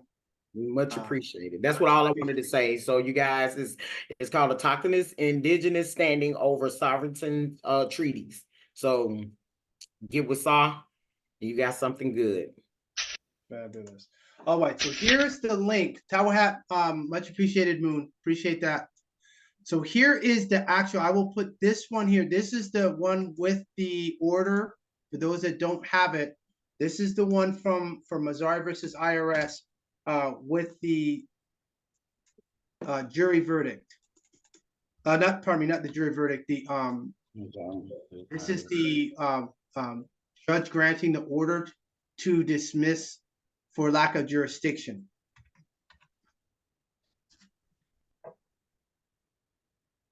So it's in the chat now. So that will take you to this Calamio link here. And then that will take you to the order, which I had wanted to show earlier. So this is the order of dismissal for lack of jurisdiction. So on July 11, 2022, respondent filed in the above docketed case a motion to dismiss for lack of jurisdiction. That's the Commissioner of Internal Revenue. On the grounds that no notice of deficiency is authorized by Section 6212 and required by Section 6213A of the Internal Revenue Code to form the basis for petition to this court had been sent to petitioner with respect to taxable year 2022 or any relevant earlier year, nor had respondent made any other determination with respect to petitioner's tax years that would confer jurisdiction on the court. As of the date the petition hearing was filed, although the court directed petitioner to file an objection, if any, to respondent's motion to dismiss, petitioner has failed to do so. Upon due consideration, it is ordered that respondent's motion to dismiss for lack of jurisdiction is granted, and this case is dismissed for lack of jurisdiction signed by the Chief Judge Kathleen Kerrigan. And as you can see, this is Washington, D.C. This is the U.S. Tax Court in the state of Illinois. This is what's called a stare decisis. This is a precedent.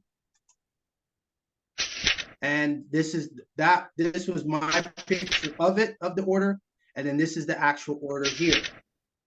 And this is the email that she received from the tax court on March 6, 2023. That will be coming up in the next 4 days. So a year since then. And this was their email to her informing her the judge after 7 months finally gave the order. So this has got the full docket of everything that was filed, and you will see the attachments of what she tendered.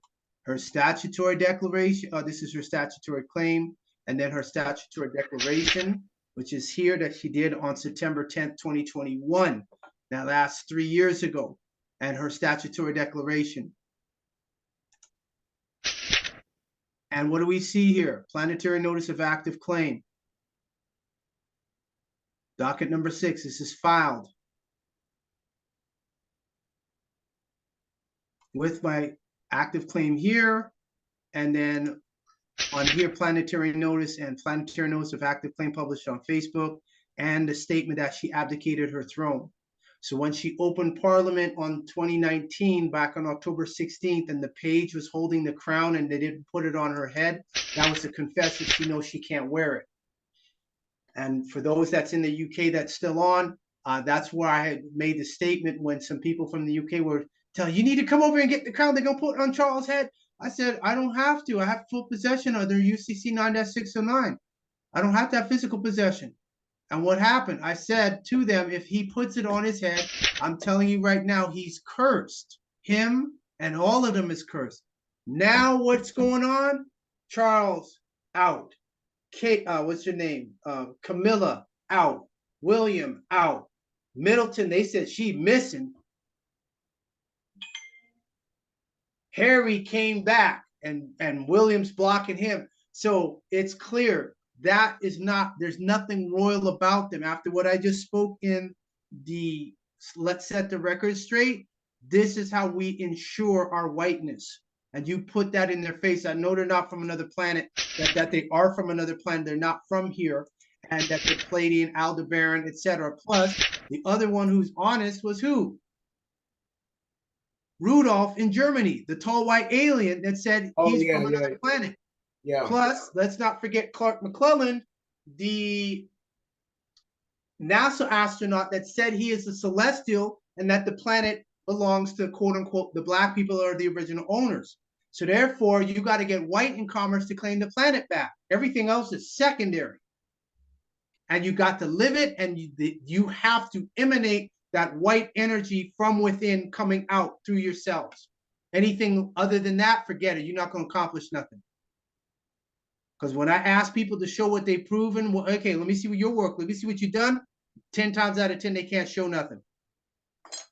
Dissolved. And so she filed this in the case showing that the White House and the United States of America Limited was dissolved on October 12th, 2021.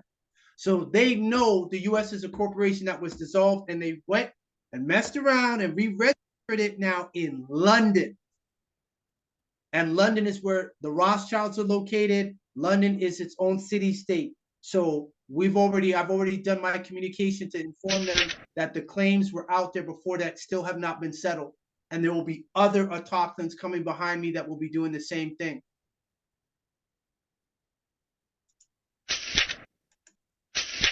Claim again. So it's all there.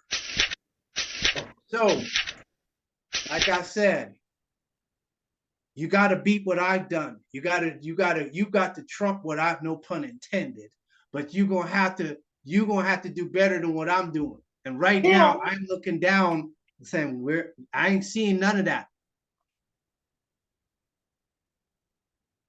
I ascended, and those who want to ascend, I'm showing them how to ascend too. And so all of our claims are going to be out there. So they want to play the commerce game. They can't play the commerce game and omit us. We are the center. And so before I forget, XRP, Ripple, I asked them, I did an open letter to Ripple saying, how are you going to calculate the XRP when 1 × 1 = 2? Are you going to factor that? Haven't heard nothing from Ripple. W3C knows about the programming error. They haven't said anything. And Elon Musk filed a lawsuit. So it's going to come up. I said the computer is going to kill everybody. We're the ones that can stop the computer from killing everybody. But we'll see how these barbarians feel about having to worship darkness. Let's kill the Amorites. Shit. Pardon? Oh, I'm sorry. I didn't know I was still over. You got to check you got to check your stuff. I didn't know. I thought you took me off of mute. I'm sorry. You gotta check. There ain't no sorry, nothing. The computer's gonna kill everybody. They won't care about black or white or color. They ain't gotta feel embarrassed about nothing. I'm telling people already. Did you watch Terminator Genesis yet? Yes. Okay. No, so that's the last one, right? That just came out. Yeah, that's the one where he was time traveling, and then he got killed. Just the guy who was they were sending the guy back into the past while he was waiting to get sent back to the past. The guy who's the leader of the resistance got killed, and he couldn't do nothing. Did you see that one yet? No, Terminator. Okay, you ain't seen that one. Terminator. What is it? Terminator Genesis. Sal, go ahead. So that's why when people say, I don't see color, the computer's loving that. Yes. Walk right into the trap. Walk right into the trap. Don't tell me, I don't see color. You don't? How do you get to work? What? Don't you, what's your occupation? Which kind of color pen do you use? What is it at your job? What are your color codings at your job? What do they mean? If you're doing safety, they tell you red means this for safety. If you got a fire extinguisher, yellow means that, orange means this, right? They got all of that. So that's BS. Yes, yes. And there are some, you have to search, which is what we do. There are Amorites who are willing to use sound right reasoning. It's not common, but that's why you can't say kill them all. Yeah, I thought yeah. There's something they could be, if they're trainable, they can be brought up in that. Okay. I just wanted to make sure, Chief, that you saw the questions in the chat were from Adapa and Kuyani and Ashachak. In that order. Ashachak's question I answered. Okay. Kuyani, what is the behavior of eating human flesh? You watch that movie, The Book of Eli with Denzel Washington. Kuyani, where's Kuyani? There you are. Wow. They look like they have Parkinson's disease when they came out and they were shaken.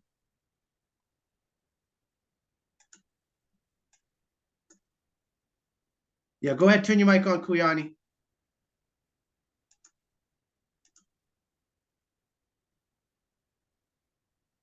So computer gonna kill everybody, not just Amorites. The computer gonna kill everybody if we don't step up and start using that remedy.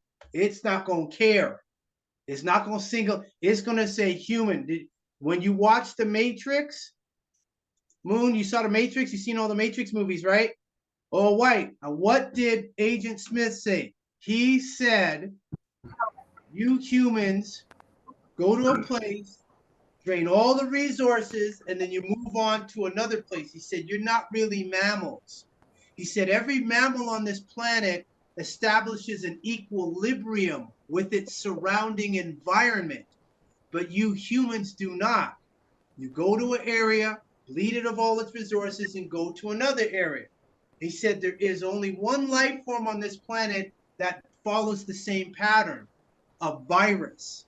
He said, "You humans are a virus, and we are the cure." Oh, yeah. I remember saying that. Yeah, me too. Didn't know So the what computer is not gonna say, "Okay, we're gonna leave y'all alone." It's gonna kill everybody unless people really push that remedy I have for solving the computer problem. And the fact that Elon Musk is suing OpenAI the day after, I said, "Man, you full of it. You ain't trying to solve this problem." Because when they say human, Moon, they're not talking about copper. They're not talking about carbon. They talking about them. They trying to say, because they're the ones that have the genetic recessive genes. So what happens to us, those that actually get into a proper standing? Like we become the anomaly, because you are now a visual challenge to the computer, because the computer intelligence uses what? Voice recognition technology, facial recognition technology is on here right now with us. So let's stop playing. Yeah, the line might be an encrypted line, but the Zoom goes through China. I know this. So they're already watching my stuff. That's why at the beginning, everything went dark before I could start. Mine was over here blanking, and I was like, "Oh, Chief." So they was like, "Oh shoot!" Because of, don't forget about the body area network, the wide body area network, etc. So they know already. They know already. The computers know. I got my cell phone here. I call this the triple quadruple agent, the quantum agent here. This ain't my friend. This is a tool. Right. This ain't my ally. This is not. This is a tool. You got anybody got a Samsung fridge, a smart fridge, a flat, what do you call it? Flat screen TV. You got a fridge, you got a smart oven or a smart stove. They're telling you, don't talk personal business around that because it's going to record it and send it to the company or wherever their cloud or their mainframe computers are. So if we unplug it, if you ahead. unplug it, like Bobby Hemmett said, unplug everything, shut everything down, turn it You're off. supposed to be doing that. I don't know if anybody has a cell phone and you sleep with a cell phone in a room, you getting scammed. You getting cooked. Don't sleep with the cell phone in your room. You can put it, if you want to leave it on, you can put it on airplane mode, but don't keep it in the room. Keep that stuff away from you. Can I still get my alarm if I put it on airplane mode? Yeah, you'll get your alarm. Oh. You'll get your alarm because the airplane mode is for the wireless, and the wireless is connecting to the internet and the 5G. So if you put it on airplane mode, it cuts the connection, so your phone is not emitting no EMF. All right. Kuyani, if you watch the Book of Eli with Denzel Washington, I need to go back. I've seen it. I need to go look at that one again. Yeah, look at it again. Yeah, you watch the Book of Eli, and that book, there's a movie. I mean, they show the scene with the old people coming out, but they're, oh, I got meat, we got sandwiches, and was like, how you all have sandwiches in this desert out here? Because they had a trap door where people were trying to rush them, and the old guy set up a trap. So then when the people were dead, they cut their meat and eat them. Cannibalism. What do they put in Pepsi? Blood cells, fetal cells in Pepsi. They're putting it in some of the potato chips. The Olays, they put blood in the chips to make the chips taste better. They're spiking. That's called microdosing. So they're spiking the snacks with blood, and people are eating that. Obviously unaware.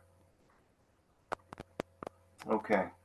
So that's why. So Walt Disney, stay away from Walt Disney. If anyone travels to UK, stay away from that supermarket selling human food. And that's why people have to learn to start fasting. They got to learn, okay, I'll eat one meal a day, make it a big meal, and that's it.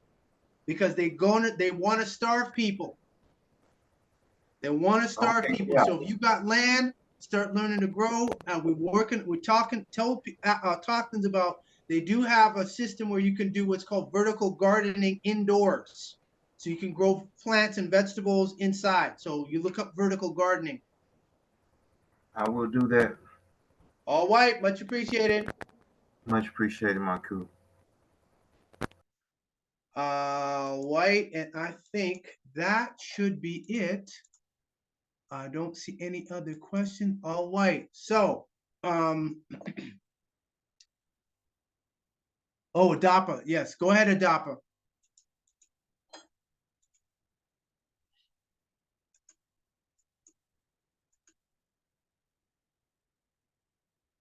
Because I didn't see the are you there? Your mic's on. I'm not hearing no sound though. Rawat, Chief. Rawat, yes. What was your question?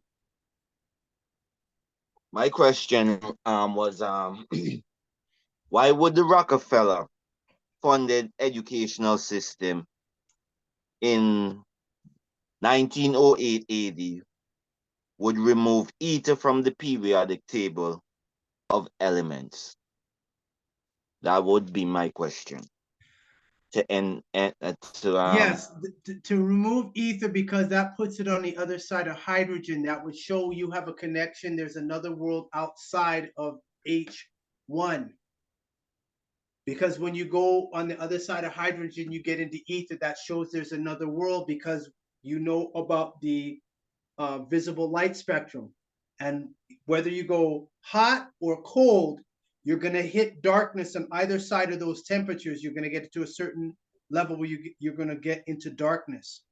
And so that shows there's another world. And what has been told to us is that the other dimension is right next to ours. It's not like it's over there, it's up in the sky. It's right next to us. Your ancestors are right in the room. They're with you. And so when you start watching movies talking about time travel, portals, dimensions, being able to step to a wormhole or things of that nature, that shows you they know there's another world that exists. So again, if you know there's another world outside, if you know you could mentally go to another world, then this world here, you're not going to take so serious. You're not going to worry about it. It's not going to keep you down. They want to keep you in this physical bondage prison. That's why they call it the prison recycling. Oh, I want to reincarnate. That's when they were throwing out reincarnation to people. No, the word is to incarnate, meaning you're on the outside and say, okay, I need to help these people. I'll incarnate. Oh, go in there, go through the whole laws of going, birthing, growing, experiencing, and then teach them. And then once they I've taught them what they need to know, then I get out, but I have no intention on going back again. This is where the question on white work, Sauce question about the guy telling Bill Maher about, I believe that we're in a prison, a recycling prison system where the people who are stars, they give their soul, quote unquote, in perpetuity, but they can keep coming back multiple lifetimes. And every time they come back, each lifetime, they're going to be more famous than they were in the previous life. I overstand, Chief. Also, I wanted to know if you saw that report on the Pentagon being 19th out of 3,000 companies in terms of peer-to-peer sharing with pedophilia content. Oh, I talked about that years ago. The Pentagon, they download more porn than anybody else. That was about 5-7 years ago. They downloaded the porn. They're downloading the porn. Please keep in mind, Pentagon, 5-pointed star. Again, 5-pointed star, point of view, depending how you want to look at it. They have Satanists. One of the big Satanists was in the U.S. Army. One of the generals in the U.S. Army. Johnny Todd. Check the Johnny Todd tapes. Johnny Todd tapes on YouTube tell you about Satanists being in the military. Why you think I got the book of Satan here? Anton LaVey, who was hanging out with Anton LaVey? Also, Sammy Davis Jr. That's true. That's true. See, that some people here don't know that. Sammy Davis Jr. was part of the Church of Satan, and Sammy Davis Jr., he said he liked the sex rituals, but all the other gory stuff, he didn't care for that. And I think he claimed to be a Jew. Yeah, he was a Jew. Who did the Jews worship? Mammon. Lucifer. This is what Rabbi Finkelstein said. The Jews don't like to admit it, but we actually worship Lucifer. They admit that. That's why our brother Nathaniel is a Christian with Jesus as his Lord and Savior, but he grew up as a Jew. And also I saw this situation coming out with P. Diddy with the his case, and they tied it back to J. Edgar Hoover being blackmailed by Meyer Lansky. All of them doing blackmail because Meyer Lansky was a gangster. He did it first. So then, what's his name said, I'm going to blackmail everybody else. So Lansky had something on J. Edgar Hoover. J. Edgar Hoover had on everybody else. They said they're the ones who basically directed hip hop music. That's why So you see, because he had a picture of, back, and that was extremely taboo, how you head of the CIA or the FBI, and then you turn around and your assistant and you were having an affair. Wasn't J. Edgar Hoover albino, a self-hating nigga? Yes, that's what came out afterward. Wow. See, the Amorites don't talk about that aspect of it. So that's why he would go so zealously after the black groups, because he himself was black. Not talking about black as in pale, but black as in African American, person of color, visible minority. You had a lot of black people back in the 50s and the 40s that could pass for white, and it wasn't until they got older when they confessed to that. Understood, Chief. Thank you for the clarity. Yes, no problem. So this is the reason why when people come on the webinar or they call me or anything of that nature, I'm teaching everybody to do the same thing. Record. Because you don't know who, unless you know the person, somebody call you, you record.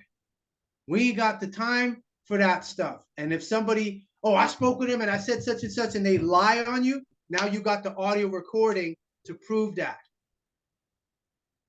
This is a tech age now, complete technology age. So you got to have recording, audio, you have apps that you can install on your phone to record your calls, store them in the cloud, so you have a backup, so ain't nobody could say anything. So I already developed it, not to the degree with the FBI and all of that stuff. I just did it because it was sensibility to me as an insurance policy. Now to find out that they've been doing that, so this is why a lot of these artists don't speak out, because they went to a party. Nothing is wrong in having fun. However,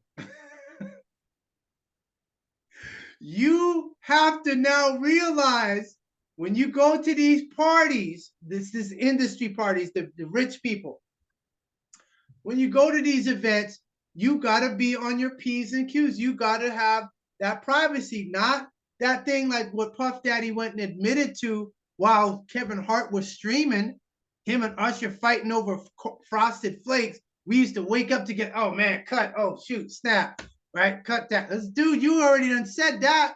We know what just happened. Usher was cool as a cucumber. He ain't saying nothing. Puffy with that right there was guilt. And I stated this before, right? You can mute your mic out at any time. I was stating this before, Adapa. I don't have an issue if that's what is required in that industry. But say so.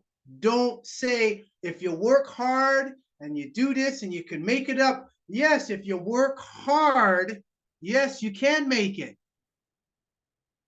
Now, because I realized when Buju Banton got sent back to Jamaica, I realized that's why he flipped, because they wanted him to do that stuff. I said, well, Buju Banton wasn't really a roots man. He was more a dancehall pretty boy. But for him, of all people, to say, nah, he said, you know, the Bible speaks against buggery. And I said, what is he saying? I said, oh, this is what they have to do to make it. And then they'll have a recording of it. So if they step out of line and say, hey, we'll leak this. And they know they don't want it because they want all the goodies and the lifestyle. So they don't want nothing of that happening.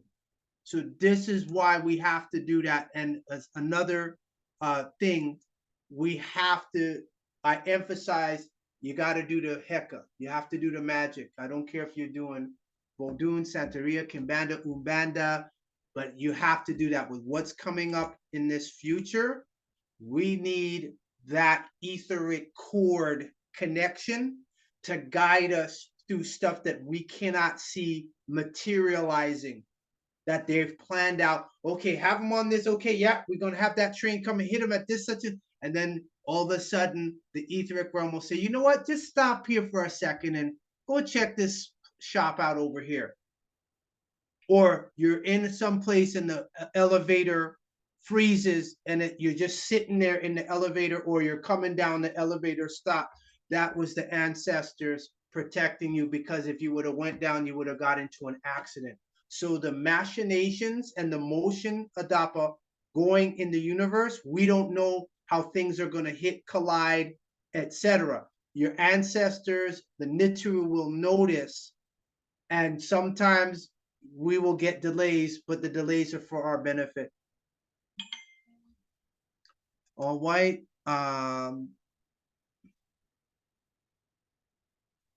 And that is it. So if you're not on the webinar, get on the webinar. Make sure that you send an email to either At-sik-hata, Kemet19, or aspwebinar@gmail.com. We're screening everybody to make sure you're not magnetized, and then the video should not take more than 30 seconds. Shouldn't take more than 30 seconds. And send that to us, and you will get the instructions, which are a white time screensaver and a caveat. And we will see you on Monday, 7 o'clock Eastern time zone, 7 p.m. Eastern time zone. Appreciate everyone for being here. Appreciate for all the new people that were being here. And secure parties, I shall see you all tomorrow at noon for training. Everyone, have a great shadow hour. Get white, stay bright. Chashuk gadur, chashuk gadur, chashuk gadur. White power, white power, white power.